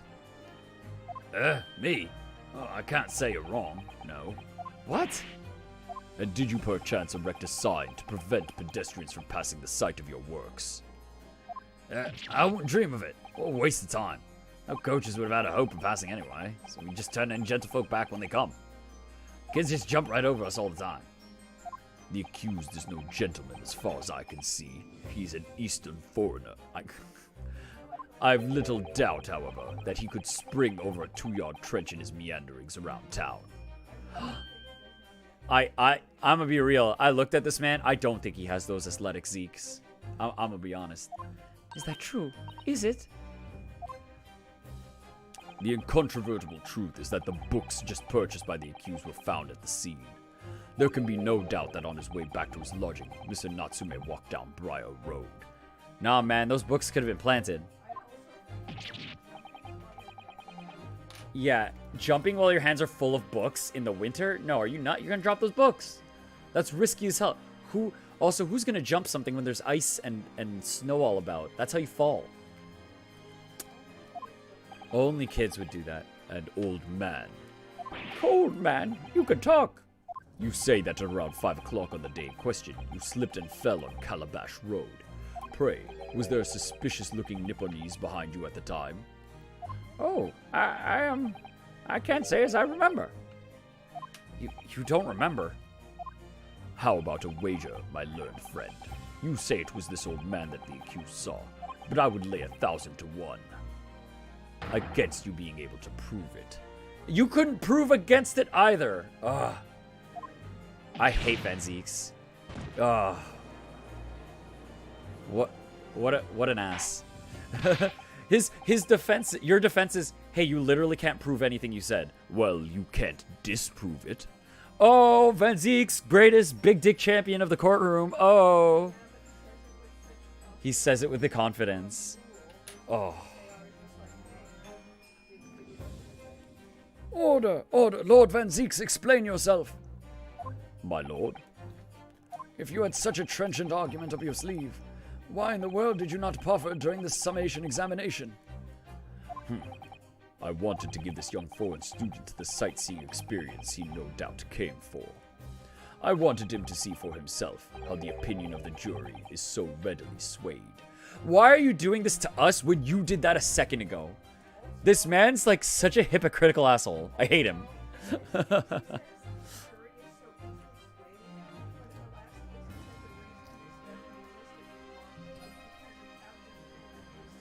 Yeah, he straight up just changes his minds about things he said before, because he's like, oh, the reason nobody did summation examination before is because juries never change their minds. And now he's like, man, they change their minds all the time. It's almost like Van Zeeks just lies to say anything he can to make himself sound smart. What an ass. I dislike him. But my hospitality has its limits, and they have been reached, I feel. Oh, code off. All right, here we go. That's fine. That's fine. We'll go to the second life bar. So, my learned friend, today's sightseeing tour of London is now over. What? What are you talking about? My lord, the prosecution requests permission to call its next witnesses to the stand. Thank you. We wanted that. Joke's on you. That's what we wanted anyway. Granted. Bring forth the witnesses. Yeah, he wasn't going to bring them. Because he knows there's a potential flaw. He knows. He's scared. It's next witnesses. Mr. Naruhodo, do you not remember? We've been told on several occasions that there were eyewitnesses to the incident. Yeah, I remember. One of them being a Scotland Yard policeman, no less. I'm afraid that's likely to be the prosecution's next witness. He's just going to go up to the stand and be like, I'm a policeman, trust me. And then they're going to be like, man, he's a policeman. We got to trust him. You're all guilty. Yeah, it's... Oh, man. It's going to be like, those carriage operators are so honorable and stick to their duty. And then within, like, a paragraph, oh, what a lying cheapskate that, like, skims off the top asshole. Cold Beppo. We thought you were a simple, cold little man, but realized that you're actually a schemer. I believe in Soseki-san. I know he's innocent. And I'll keep believing to the very end, until this battle is over.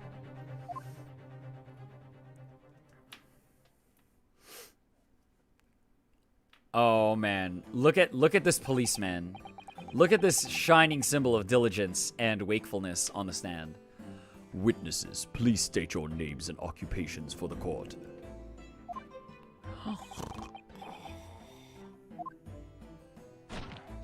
Oh man, no, you know what it is? I bet it's the lady that did it, and the man's covering up. Constable Rolly beat, sir. Nothing to report on the street, sir.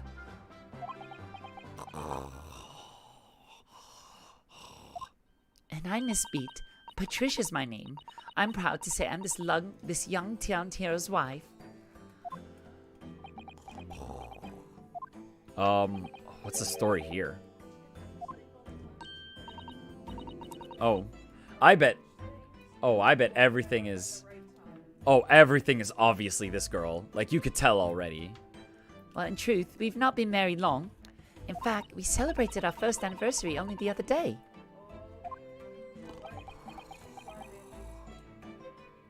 Wait. Oh, I don't know. This is not an old dude. This is a young dude, this Officer Rowley. No, it was your husband I was asking about. He seems tired. Hardly surprising. Whilst being an honorable occupation, patrolling the beat is the most demanding work in the world. Oh, really? I'm sure I've heard that before, actually. Indeed, apart from rare days off, our gallant officers trudge some 20 miles a day, you know. They patrol boarding houses and pubs, collect taxes, survey the streets, check that meters are reading true, and they're responsible for keeping the streets clean and lighting and extinguishing our streetlights. There are a number of items on that list that don't sound much like policing duties at all. I wouldn't just be falling asleep on my feet. I'd have collapsed long ago. But it goes without saying that a policeman's primary duty is the apprehension of criminals. Even when he's off duty, a constable is expected to investigate and resolve any crimes on his beat.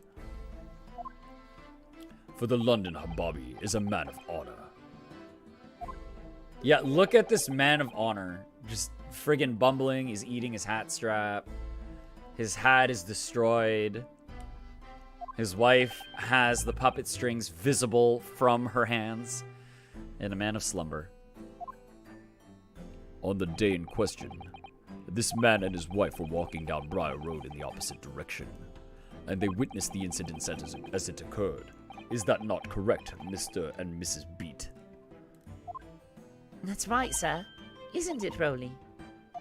We caught such a bad criminal, you're gonna get such a promotion. You're not gonna get fired for your incompetence, honey. I bet that's what's gonna be. I'm guessing that's what the plot line is here. I bet that's the motive. Yeah, I bet the motive is, man, we need to keep our policeman husband in job. We'll just invent a crime. Constable Rolly beat, sir. Nothing to report on the streets, sir. What a great witness he's going to be. Oh, man. He's a Pokemon. He has one line. Very good. I'd like to hear your formal testimonies now, please. You will tell the court exactly what you saw on the afternoon of the incident. Yes, sir.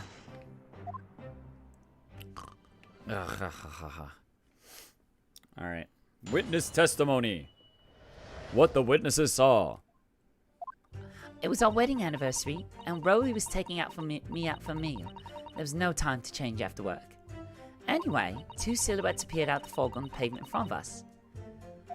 All of a sudden, one of them just collapsed on the floor. Then the other scattered something before running off. We ran straight over, of course, and went for help at the nearby police box. It was definitely that Japanese man in the dock.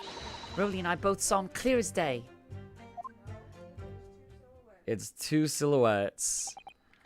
Well, this is extremely compelling testimony, I must say. What? That was like a... Oh dear, this policeman and his wife are claiming to have positively identified Mr. Natsume at the scene.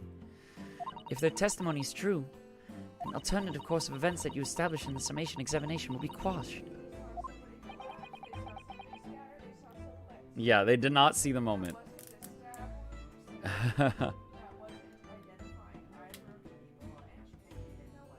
Yeah, we don't even know what fell. Okay, let's go. It's death knell, in fact, because that alternative was never viable in the first place. What an unfortunate balancing, and on your wedding anniversary too. Oh, I know. but I still managed to get out for the evening with my man. I thank the Lord for that. Gosh, the life of a London bobby sounds very hard indeed. Indeed, however, this cross-examination will be over in minutes. You may well have time to rest this afternoon. Yeah, it will be over in minutes, because I'm going to prove she's a liar. What do you mean by that? My learned friend, the witness saw the face of the man fleeing the scene. No, she didn't. They are testifying under oath that it was without doubt the accused, Mr. Soseki Natsume. If they're lying, it would be illegal, and they wouldn't do that. This trial is over, 100%, slam dunk. Eat it. Press. Yeah, press. And one of these witnesses a policeman, no less, so you appreciate the gravity of the situation, I'm sure. The policeman didn't say a single goddamn word!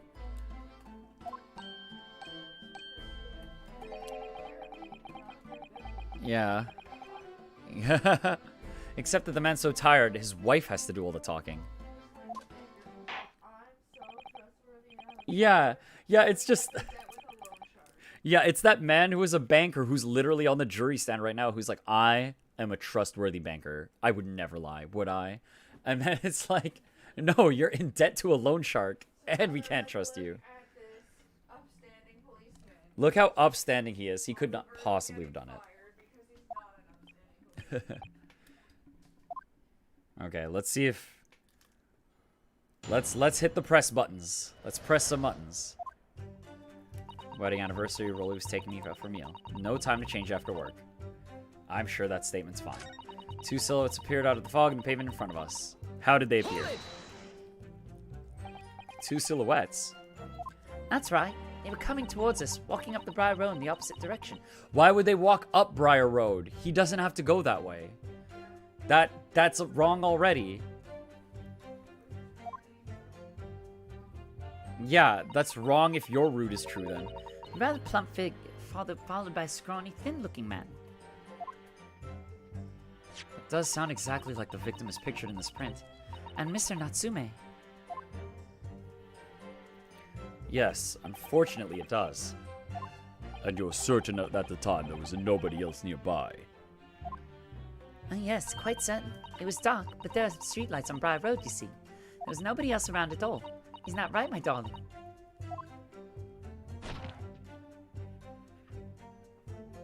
Oh, yeah, that's right. Of course, there was a light fog on the ground. But Briar Road is dead straight, and you can see a fairly long way down the pavement. And then there's a street lighting as well. I didn't see any other pedestrians. Before sleep takes a firm hold, your answer please, Mr. Beat. Are you quite sure of what you've just said? Yes, sir. As a cop who spends all day, every day, keeping watch on the streets, I'd swear to it, sir. I'm as sure as my love for Patricia is true. Oh, Pat. Oh, they have a cute lovey-dovey animation, but I'm filled with hate. They're still maintaining there was no one else around other than the victim and the attacker. It's starting to seem like that must be how it really happened. It's beginning to seem like there's nowhere to run. Well, that didn't stop Mr. Natsume, did it? He fled the scene all too convincingly. Thank you. I believe we have a reasonably clear idea of the situation just before the incident now. What happened in the crucial moments that followed? Okay, so... One collapse on the floor. Okay, wait. Can we get a location on where you were? Where were you? No time to change after work, you say. Are you also a member of the police, Miss Beat? Oh no, sadly not. It's a job for strapping young men only. Women, children, the elderly can't even apply. Well, I think you can probably see why children and the elderly can't do the job, can't you? I think Rolly looks ever so handsome in his uniform.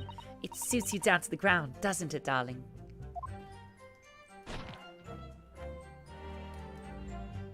I just finished my beat. Pat and I were heading back to the station. I was actually planning on getting changed there. Is he talking in his sleep? This is creepy. Oh no, Rolly. I much prefer you in uniform. Sometimes I don't recognize you when I see you in plain clothes. Oh dear, that doesn't seem healthy. Kindly adhere to the point. You are going for a meal after you would finish your beat for the day, correct? That's right, sir. Yes, although I was fit to drop, to be honest, after spending the whole day on my feet. But policing is my life, sir. As long as I'm the proud owner of this, I'll serve my city and queen to the end. He has book. What's that now? My warrant card, sir, proof that I'm a London copper. It has the noble founding principles of the force written on it as a reminder to all us policemen of our sworn duty.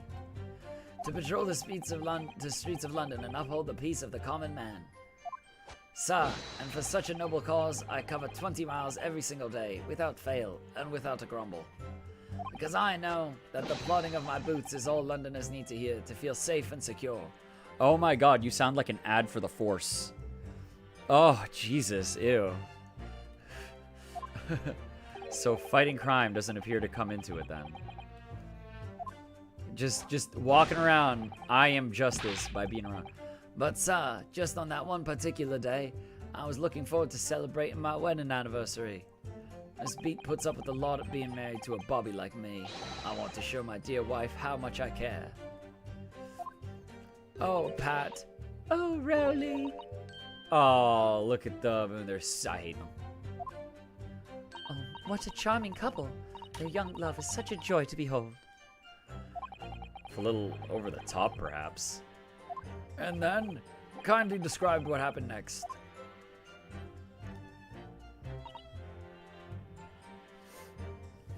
Okay. Yeah, I'm gonna press them all in case there's anything that stands out to me more than the approaching us on the street from the wrong direction thing. Scattered something. What do you mean by that? Oh, well, I couldn't quite make out what was at the time. But then when we got closer, we realized what was. Didn't we, darling? He's like a wind-up toy. Like, you pull on the tag, and then he has energy for like 2 seconds. What? Yeah, that's right. It was some old books. I see. Old books. Yes, sir. The culprit had dropped a number of them, all around where the victim lay on the pavement. Indeed, as clearly as pictured in this photographic print. I mean, what if those were her books? Yeah, we don't get to. The rotten Japanese man did that when he did the deed. Hold it! Let's not forget that it remains to be established that the defendant was indeed the attacker. But we saw him. It was the man in the dock without question, sir. The mustache, the hunched back, the cat-like eyes, top mouth, snub nose, everything. Any more insults you want to throw in? That's right. He looked down that poor, defenseless woman with those terrifying, intense eyes, and then suddenly threw his books onto the pavement and ran away. What? That's so insane. We saw his demon eyes. They seem as though they're telling the truth here. May I remind the court that this unambiguous testimony comes from a policeman and his wife, known to be infallible members of society. Now please, continue. Yes, sir. Went straight home, of course, and went for help at a nearby police box. What do you mean went for help at a nearby? You are the police. Was it your husband who went to fetch help? No, I went. I may not be a police officer myself, but I'm the proud wife of one after all. Isn't that right, my darling?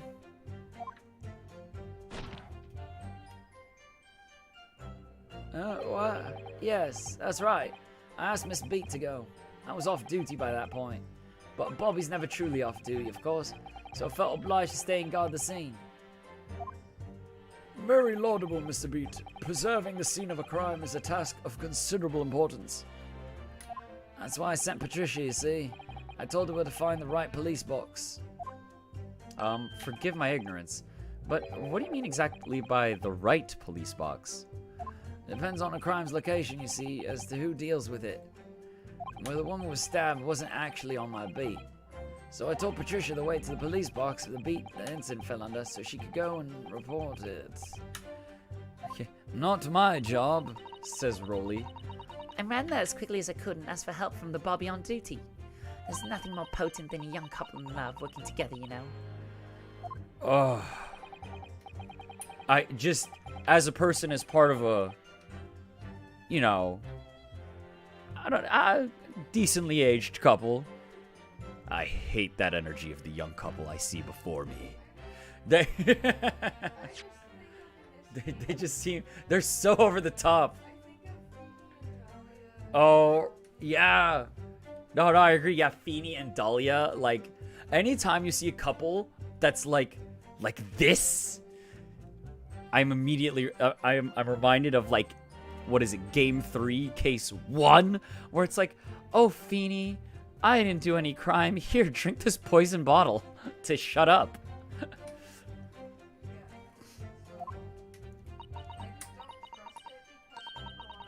Oh, people are so swayed by the image of young love. They're so blinded by it. People love love because they think it's real, those fools. I'm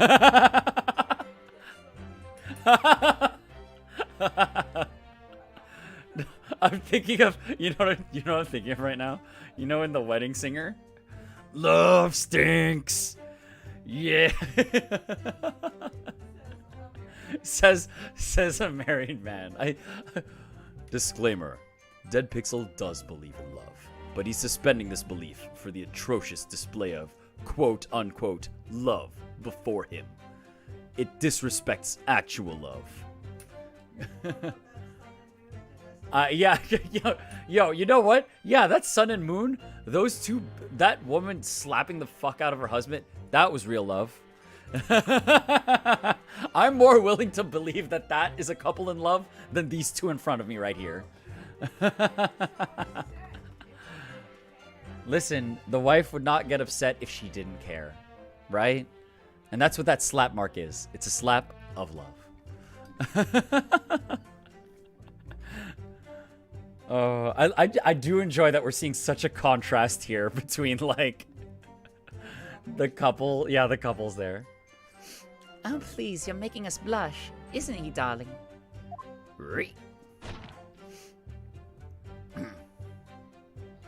Yes, sir. What Patricia said, sir. Let's move on, shall we? It was definitely that Japanese man in the dock. Broly and I both saw him clear as day. Hold it! But surely you wouldn't have been able to see his face by the light of the gas street lamps, would you? Oh. We absolutely could. Us Londoners have exceptional eyesight, I'll have you know. Right. You guys got 20/20? Let's check right now. Yeah, let's get an eye chart from like a 20-foot distance. Let's see. The light from the street lamps was more than enough. My husband already told you that the fog was only light, didn't he? Yes. And what of the fog? We're famous for it across the globe, I believe. But it's an absolute menace to those of us who have to live with it, of course. Oh, it is, it is. When it's thick, you can't even see the hand at the end of your own arm. Yes. All right, I take your point. Now, could you stop shaking your husband about? Constant fog makes the eyes very sharp, you see. That's why we can tell you for sure and certain that was that little Japanese man we saw. Can't we, darling?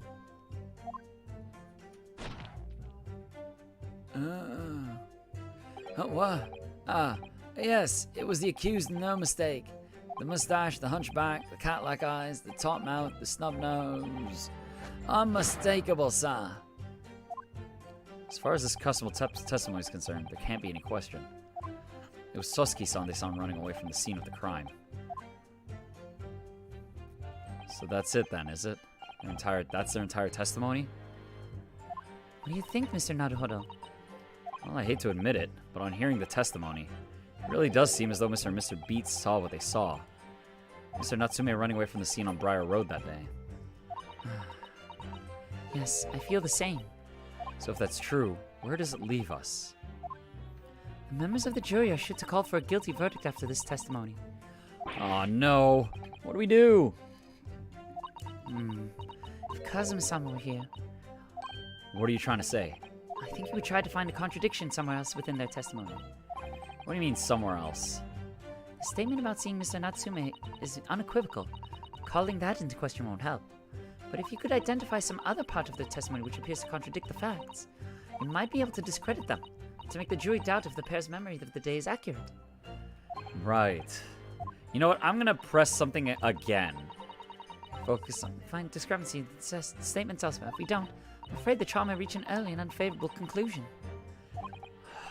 Why do I always seem to be up against it? Okay. Mr. Lawyer, sir, can I ask you something? Oh, yes, of course. What is it? Well, you keep asking us all these questions about everything we've told you, so... It seems like you don't believe our testimony. Is that right, is it? Well, out with it. What? No. It's really not that at all. My husband's a policeman, remember? And I know I saw. Yo, she's literally standing behind him and holding his hand to punch. Like, she is... It could not be more literal that this man is just controlled by this woman. And that she's using him as a meat shield for whatever her needs are. Yeah. Yeah, she's using him as credibility to say whatever she wants to say. I remember every detail. Everything. Like... Oh, I know. What about the books the man dropped? I could tell you the names of every single one I could. Every single one. Oh, perfect. Please do. And you dare to question how reliable my testimony is. Yeah. What books? That will do, Miss Beat. No, it won't do at all. That Japanese lawyer has no idea what I'm capable of. I'm going to incriminate myself like a dumbass here by listing off those 3 books. Is...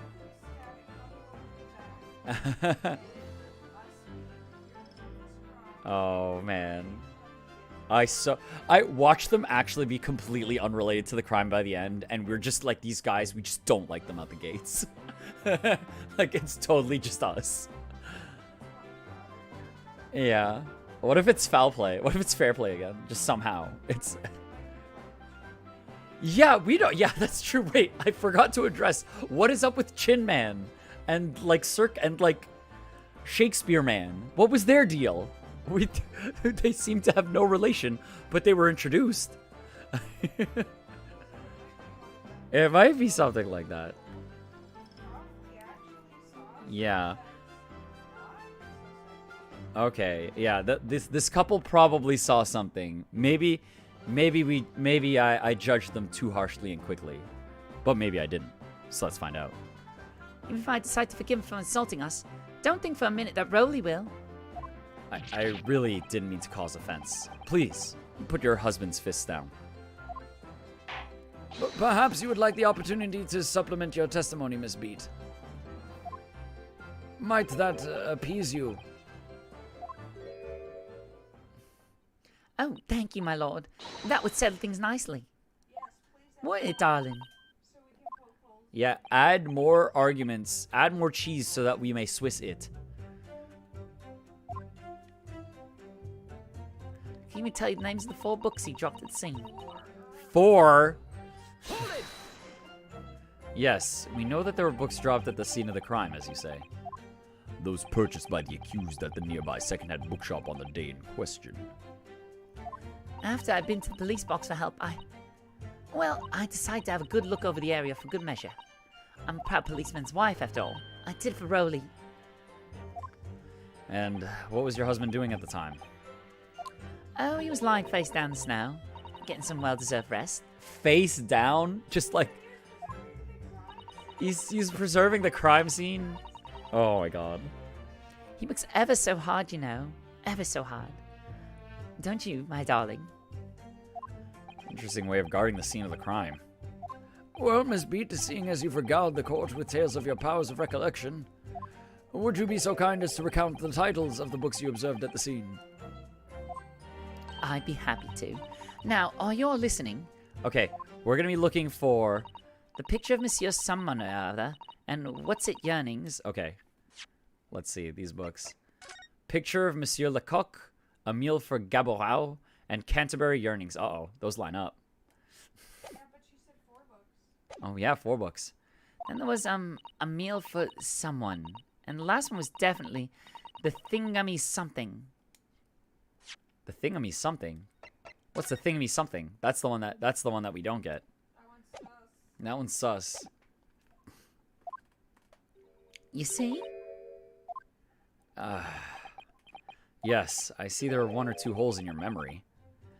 Well, they were along those lines, I'm quite sure. There were indeed books found at the scene with titles along those lines, as you put it. Well, what I tell you. So I think it's very mean the way you've been implying that my testimony can't be trusted. Don't you agree, darling? Oh, whoa, oh my god, what? Anyone who upsets my Patricia will have me to answer to. It's gun time. He woke up that time mad with gun. Oh no, oh no. Anything for my Patricia. I'll say anything my Patricia tells me to say. Terrifying. Yes, she really is. So that's it, is it? That's her entire testimony. What do you think, Mr. Naruhodo? Well, I hate to admit it, but on hearing the testimony... Okay. No. Same text. Skipping through, go to last book, and we are going to show that receipt for 3 books and not 4. Because then he'll be like... Because here's how I think it's going to go. Here's my guess. Okay, here's my guess. Here's my guess. Hey, we have a receipt for 3 books. It is just likely he could have purchased other books at another location on his way home. Hey, but wouldn't that make it hard for him to hold the knife? Uh, Oh. Yeah, he did see the other guy slipping.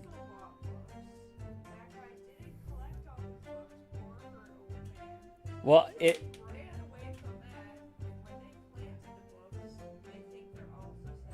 Okay, if you look at the positioning of the map, that is not necessarily as likely, because where the old man fell and where the crime scene are on 2 totally different streets. Yeah. Unfortunately. If we don't, I'm afraid the trial may reach an early... Okay. Okay, let's show the receipt for 3 books.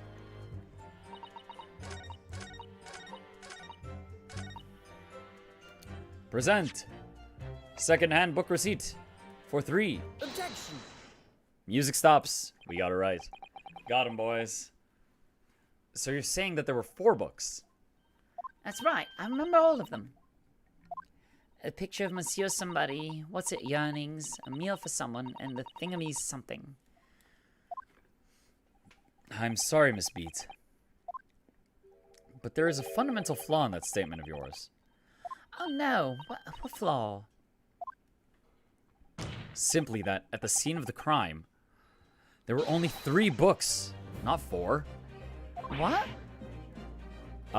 In the picture, I think one of them was a bag that looked like a book. This is a receipt from the bookshop where the defendant bought his books. Your books? Yes, and it details Mr. Natsume's purchases that day. But as you can see, only 3 books are listed. Only 3? But no, there can't be. I remember seeing them. There were 4 books, I tell you. 4 dirty old books. Oh, really? Have a good look at this photograph. Have a good look at this photographic print of the scene of the crime. As you can clearly see from this evidence as well, there are only 3 books. I would love... Here's an alternate angle of the photo where the 4th book is in front of the body. But I just don't believe it. I saw them there. I swear it. I saw them. No, madam. I'm afraid your powers of observation cannot be relied upon. You are a liar and you are blind. Get out of this courtroom. So it cannot be denied. But though you say it was the defendant you saw, you could very well be mistaken. No.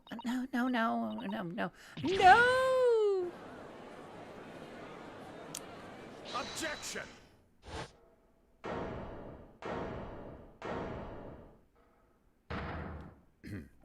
It's plainly evident that it is your powers of deduction that cannot be relied upon, my learned Nipponese friend. Look at this evidence that only I had access to and not you.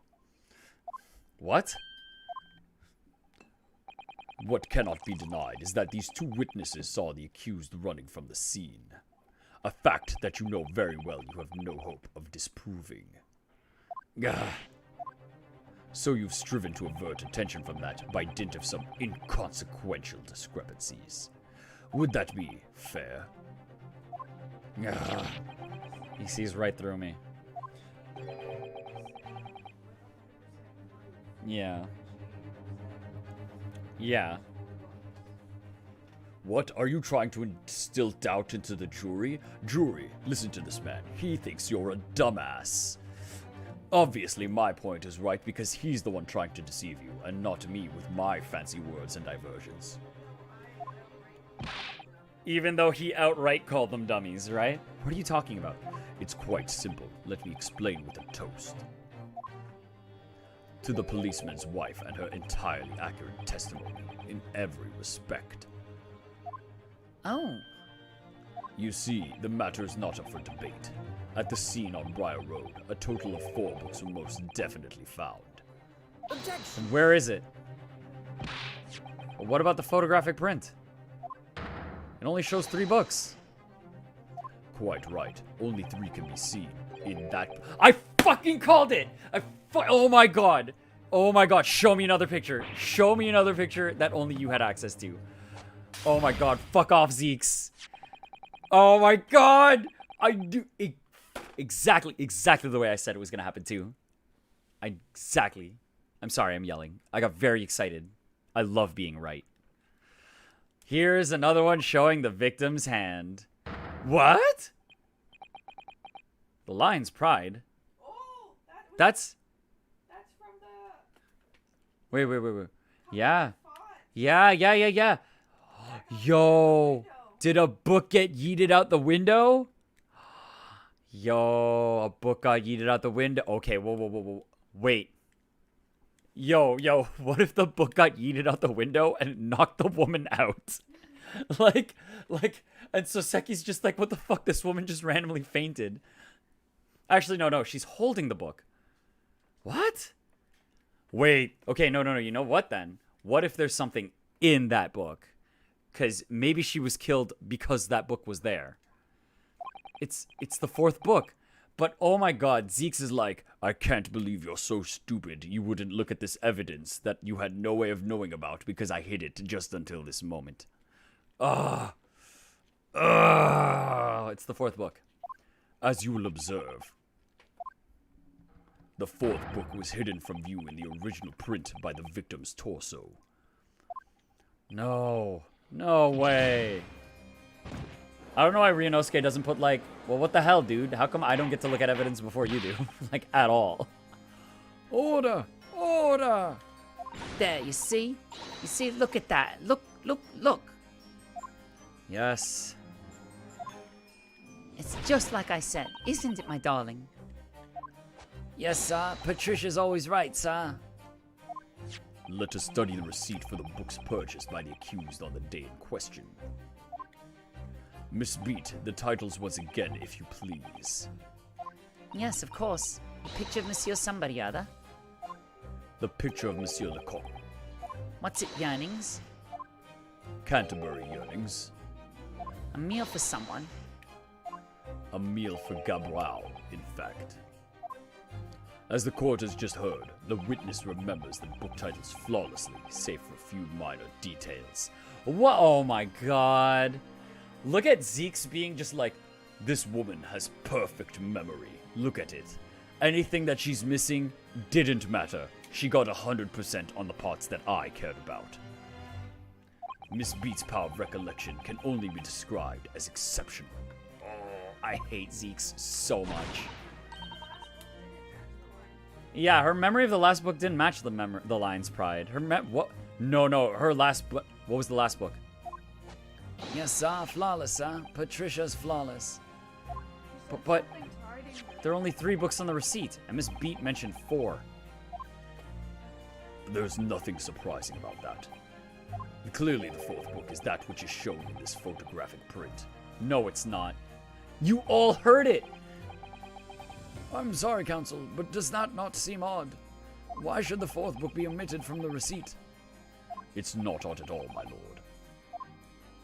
As the photograph clearly shows, the fourth book was found in the victim's clutches. Burnt. In other words, it belongs to the victim. No, it's burnt. It's Came out of burnt. that The house firehouse. fight. Where? Just show that book to juror number 4. Just like, juror number 4, hey, does this look familiar? I think your husband likes this one, doesn't he? I think you threw this out the window because your husband liked it. Copy maybe got burnt on the day in question. I want to just pick up that picture and be like, hey, you're missing book. And just show it to jury 4. I wonder, what became of that fourth book? Obviously, it wasn't overlooked by the investigating officers at Scotland Yard. I have it here as evidence. Give it to me. Give it to me as evidence. Give me more ammo. Give me more ammo. More ammo. You will submit that and the aforementioned photographic print to the court, please, Counsel. My pleasure, my lord. The second crime scene photograph has been added to court record. I am so mad that I was right about that, because that is... Oh my god. The fourth book has been entered the court record. Well, we're going to show the fourth book to the cross-examination. The prosecution rests. I have nothing further to add. What? You seem surprised, my learned friend. But your resistance until now has been in vain. Entertaining, yes, but futile. The spurious longer route to the accursed lodgings that you try to establish in your summation examination, and the attempted discrediting of the witness's powers of recollection in your cross-examination. Futile? I walked right into this, didn't I? It's almost like this was completely set up from the get-go, and that nothing I said mattered. See, everything we've said is true. Isn't that right, my darling? Oh man, look at this. Oh, yeah, see? You see what I mean by, like, what a couple? CaptnmcD is now sitting next to me, and she can now see how disgustingly cute this couple is. So, perhaps the ladies and gentlemen of the jury would like to reconsider their position. Yo, give me another summation examination. I'll do it again. Should the court waste any more time on this Nipponese travesty? Or is the decision you have to make all too apparent already? You have heard all the witnesses and seen all of the evidence. This trial has run its course. Mr. Naruhodo, I'm afraid we're in a terribly precarious position. I know, but if I fight back in the wrong way now, I could very well just make matters worse. Think, Ryunosuke, think. What do you do now? Raise an objection. Yo, what was the fourth book? What was the fourth book, girl? I'm not done yet. We can look at the book. No, my learned friend, it's over. Lion's Pride. It's like super on fire. Badly burnt. You're right. You'll never be able to read it in this state. Especially not the latter pages. What a terrible waste. Judging from the scorched edges of the paper, I think the damage must have occurred very recently. Book. Recently damaged by fire. Why does that seem to raise a red flag with me? There we go. It's a good thing we did that. And let's look at this one. Lion's Pride. Yep, okay. Alright, let's see what it's gonna give us. No, it's over. That last cross-examination was your last chance to establish a credible defense, and you failed because I brought... And it's like, and you failed because I brought evidence you had no way to defend against from off-screen into the battle at the last second. The die's been cast. There is no more room for debate. I played a card, and that's it. No take-backsies. I move second, and I win. Reversal. I pray reverse Uno. Might be over as far as you're concerned, but... can't think of what to say. If I may, Lord Van Zeeks, it seems somewhat boorish to close down the debate at this point. Your insignificant little Eastern Isle must be a lawless hole indeed, if they allow women to speak. Oh my god, it's actually straight up. For a lowly judicial assistant to have the audacity to intervene at a moment like this. What? You think you have something worth saying, woman? Oh, Oh, no. Oh. I am, to my shame, still a very inexperienced lawyer. So you will have to forgive me, but I consider my assistant's advice essential and her opinions invaluable. Mr. Naruhodo. She's allowed to be at this bench. One of this land's great guiding principles is tolerance. So the court will hear you, madam. Go ahead, Mr. Sato. Please. Thank you. Very well. Pray, what insight could you give us? What have we all overlooked in this matter that you see fit to pursue further? Well, the court has been presented with new evidence, but only after the last cross-examination fit. Thank you. Yes.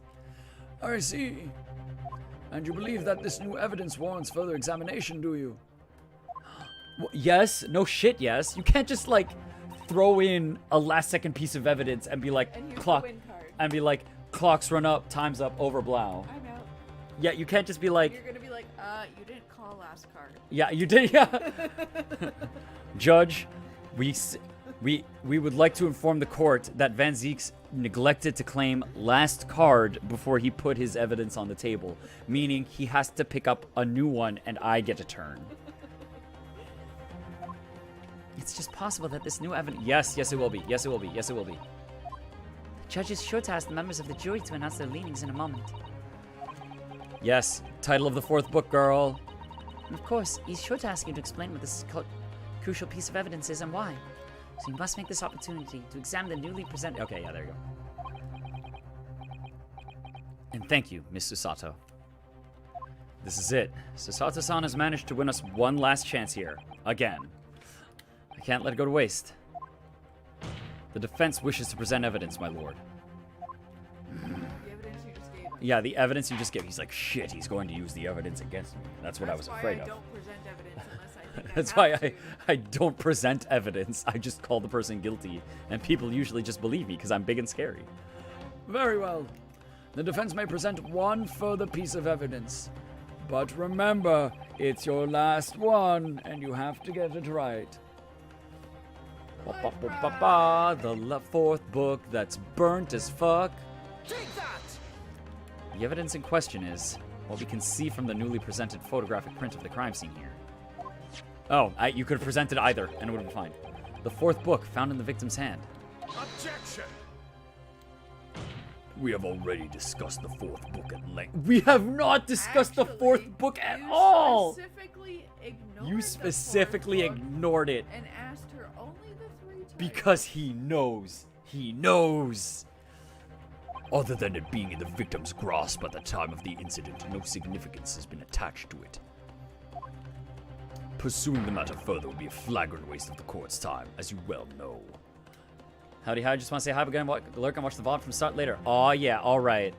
Get ready for Van Zeeks to be a lying piece of shit, and get ready to see a disgustingly cute couple. They're so gross. Ew. I hate it. Thanks for joining us. Yeah. Yes, I'm afraid, counsel. I must concur with the prosecution on this matter. When I afforded you this opportunity, you led the court to believe that the evidence in question contained a hitherto undiscovered clue. So I must insist that you elaborate, counsel. You'll identify this clue at once. Do I make myself clear? Yeah, you do. Yes, my lord.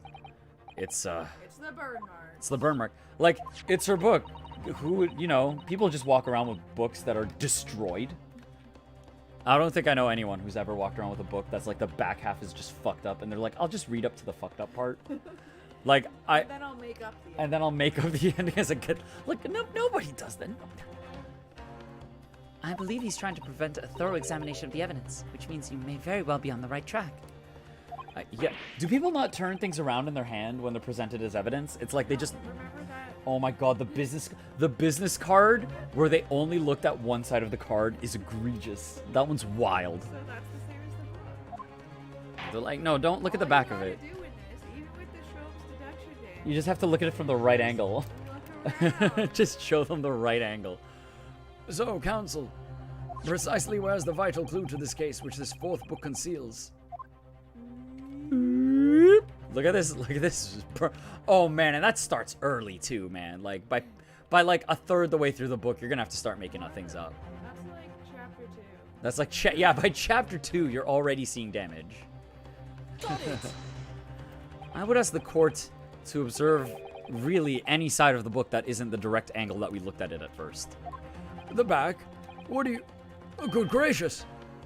It's been burnt to a crisp! So we have to ask ourselves, why was the victim clutching what is clearly an unreadable book? It is undeniably an extremely unnatural thing for her to have been doing. Yeah, because even if you had a burnt as hell book, if you were taking it to like a book repair shop, you know, you you would have it in your bag. You wouldn't be like holding it out like a dingus. Yeah. He'd be like, hey, do you have another copy of this book? I really liked it and it's burnt. And yeah, or hey, can you fix this book? I wish I could capture the look on McDee's face that she gave me after saying that. Yeah, you know, book repair shops. I visit them all the time. They just put the paper on, stitch it together, and just... But yes, CaptnmcD offers the more reasonable solution is, hey, I fucked up this book. Can you get me a new one? Oh my god, the scarf is connected. I didn't even realize it. That's what I saw. That's 2 seconds that I saw them. And I was like, whoa. Ew. Unnatural, you say. And what of it, my Nipponese friend? Oh? Were I to concede the point, if it bears no relation to the case, there is nothing to discuss. So, should you wish to assert that this fire damage is some veiled clue as to what happened that day? It is. Pray, do enlighten us all. What truth does this charred book hide? Well, we know it wasn't his book. A charred book. It's just one possibility here, which I can't quite bring myself to rule out. It's an outside chance, certainly, but worth a try. Alright, I'll explain my theory. Don't keep us waiting any longer then, Counsel. Explain this theory of yours. What are you suggesting that you can ascertain from the fire damage the sorry tome has suffered? The shop that sold it, its owner, its content. Its owner! My lord, the burn on the back of the book reveals startling truth about the book's owner. I beg your pardon? But we already know who the book belongs to. The victim was gripping it in her hand as she fell to the floor, after all. It's obviously hers. Don't fill up the window. It fell- Picked it up. It fell from the sky and she picked it up.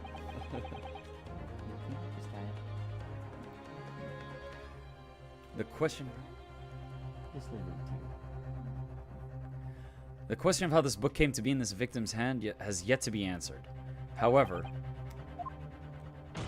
as to the questions of who the book really belongs to and where it originated, the defense has very credible answers. We literally dealt with this yesterday.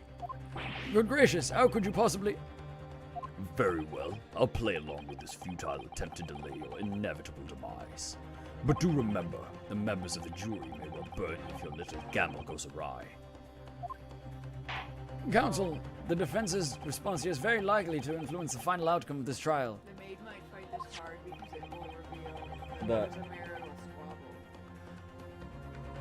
squabble. Ooh, who... She doesn't want to say that she's married to. Well, she could just say that it was like something happened in the house anyway.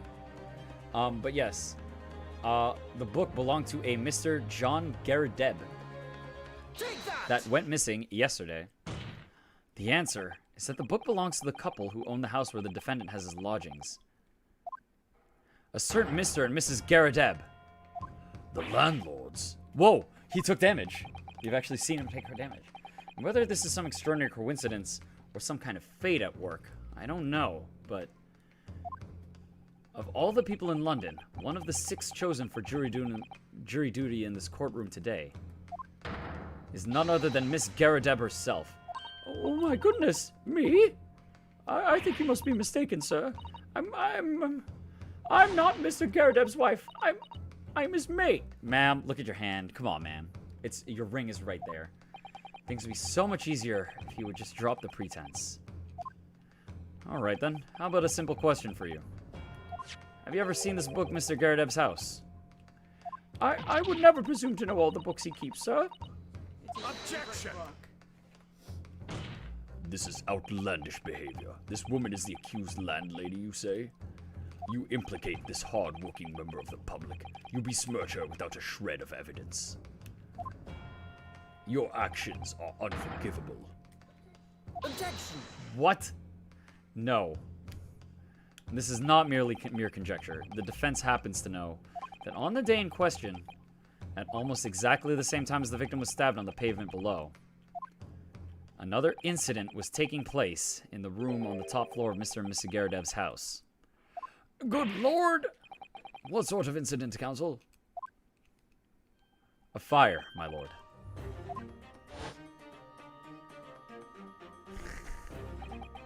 Oh, I just... you know... I'm not... You know...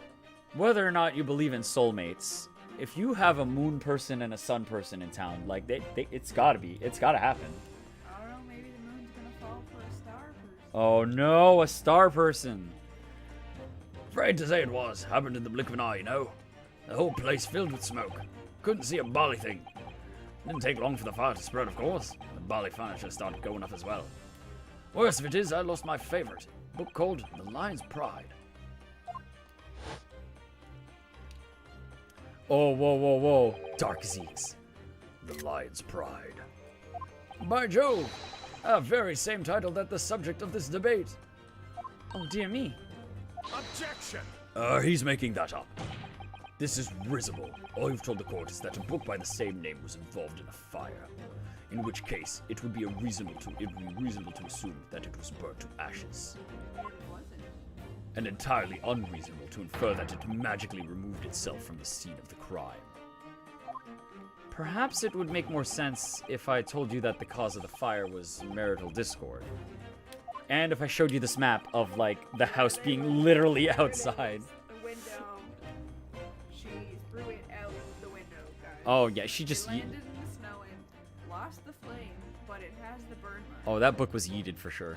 Without going into details, it appears that Mrs. Garadeb was considerably enraged.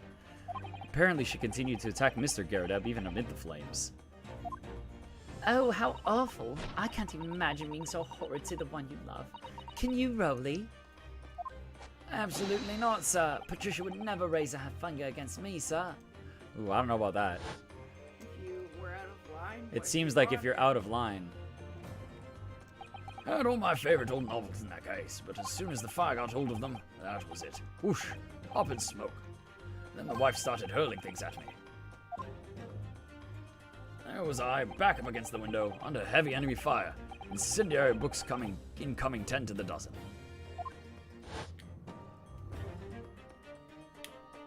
The man had his back up against the window, and he had burning books thrown at him. Goodness gracious, are you suggesting that the book was thrown through a window and landed coincidentally at the scene of the crime? Objection!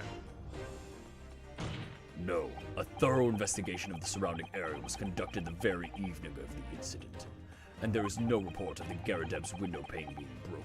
They could have opened it, That's quite true. We also saw no sign of broken glass when we visited the Garadeb household. but there was smoke. So they opened it. Yeah, but was it not conceivable that the window was open at the time and... Not even remotely. Let us not forget the season and the chilling weather that... There was a fire! A fire was happening! Smoke made you to open the No window. Londoner would ever leave a window open in the middle of winter. Ah. Does the defense postulate the scenario in all seriousness, counsel? Do you earnestly claim that the book found at the scene was a flaming projectile thrown by Mr. Garadeb's wife? Yes. Yes. Yes. I believe it's a possibility, my lord. That's quite enough. Who said that? Who's the new... Oh, her. Well, I hope that everyone can see you for what you are now, you little foreign trickster. You call yourself a lawyer, but you're just a coward, a mean coward. Really? Claiming that our little tiff helped set the whole neighborhood alight. Honestly, That's not what I said. implying that merely posing as a maid for appearance's sake. How could you? It's nothing to do with this beastly case. Not any of it. All you've done is sully our family's name. Your family's name. No, I assure you, that was never my intention. Dragging an upstanding citizen's name through the mud, simply to divert attention from your failing defense. I should box your ears, that's what I should do. It's utterly unforgivable. Yeah, she just slapped that random dude. Too right. Here we go. How long have we sat here now listening to this Nipponese spouting out his fancy foreign theories? But think about it. At the end of the day, the only person who could possibly have stabbed the victim is that little hunchback with the mustache. And he ran away from the scene too. I do declare you're right. It's true. Yes, what did I tell you? Makes sense to me. I'm going to vote guilty now. Is it time to hit the button again? Well, it would appear that the ladies and gentlemen of the jury are once again in full agreement. What is your position, Lord Van Zeeks? In truth, my lord, I feel these have been unnecessarily protracted proceedings. But then one must always exercise patience in order to savor the best vintage. No, wait. The mystery of the fourth book still hasn't been... Oh, boot time. If books are your prediction, my learned friend, study them on your own time.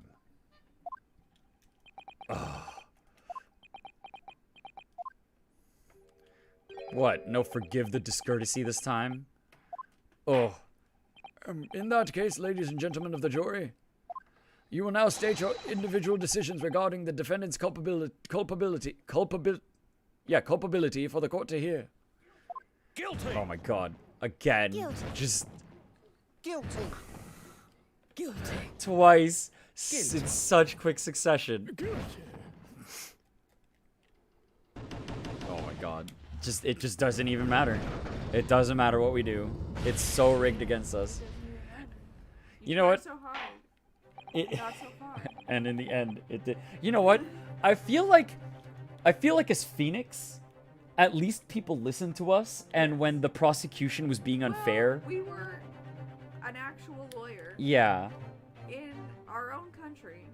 In this timeline, it seems that not only is it stacked against us, it seems like everyone is just also racist and just like You has. are a student, not a real lawyer. They don't so even know shut that. up. And you're not from here, so shut up. Yeah, it's straight up, you're not from here, so shut up. And it's like, anytime argument happens, you're not from here, shut up, is just the answer. That unambiguous response. That's twice now. It's over. Mr. Naruhodo, don't give up. Mr. Sato, have you forgotten? The battle isn't over yet. You're not suggesting. Of course, the defense has the right to another summation examination at this point. You could still convince... Yeah, hell yeah, we could do it more than once. We better be able to. You have one more chance. My lord, the defense asks to exercise the right to a summation examination. You believe you still have tricks up your sleeve. We got some. I don't intend to trick anybody. Yeah. I intend to uncover the truth. There's no time to be downcast. As long as there's a chance, I have to stay strong and determined.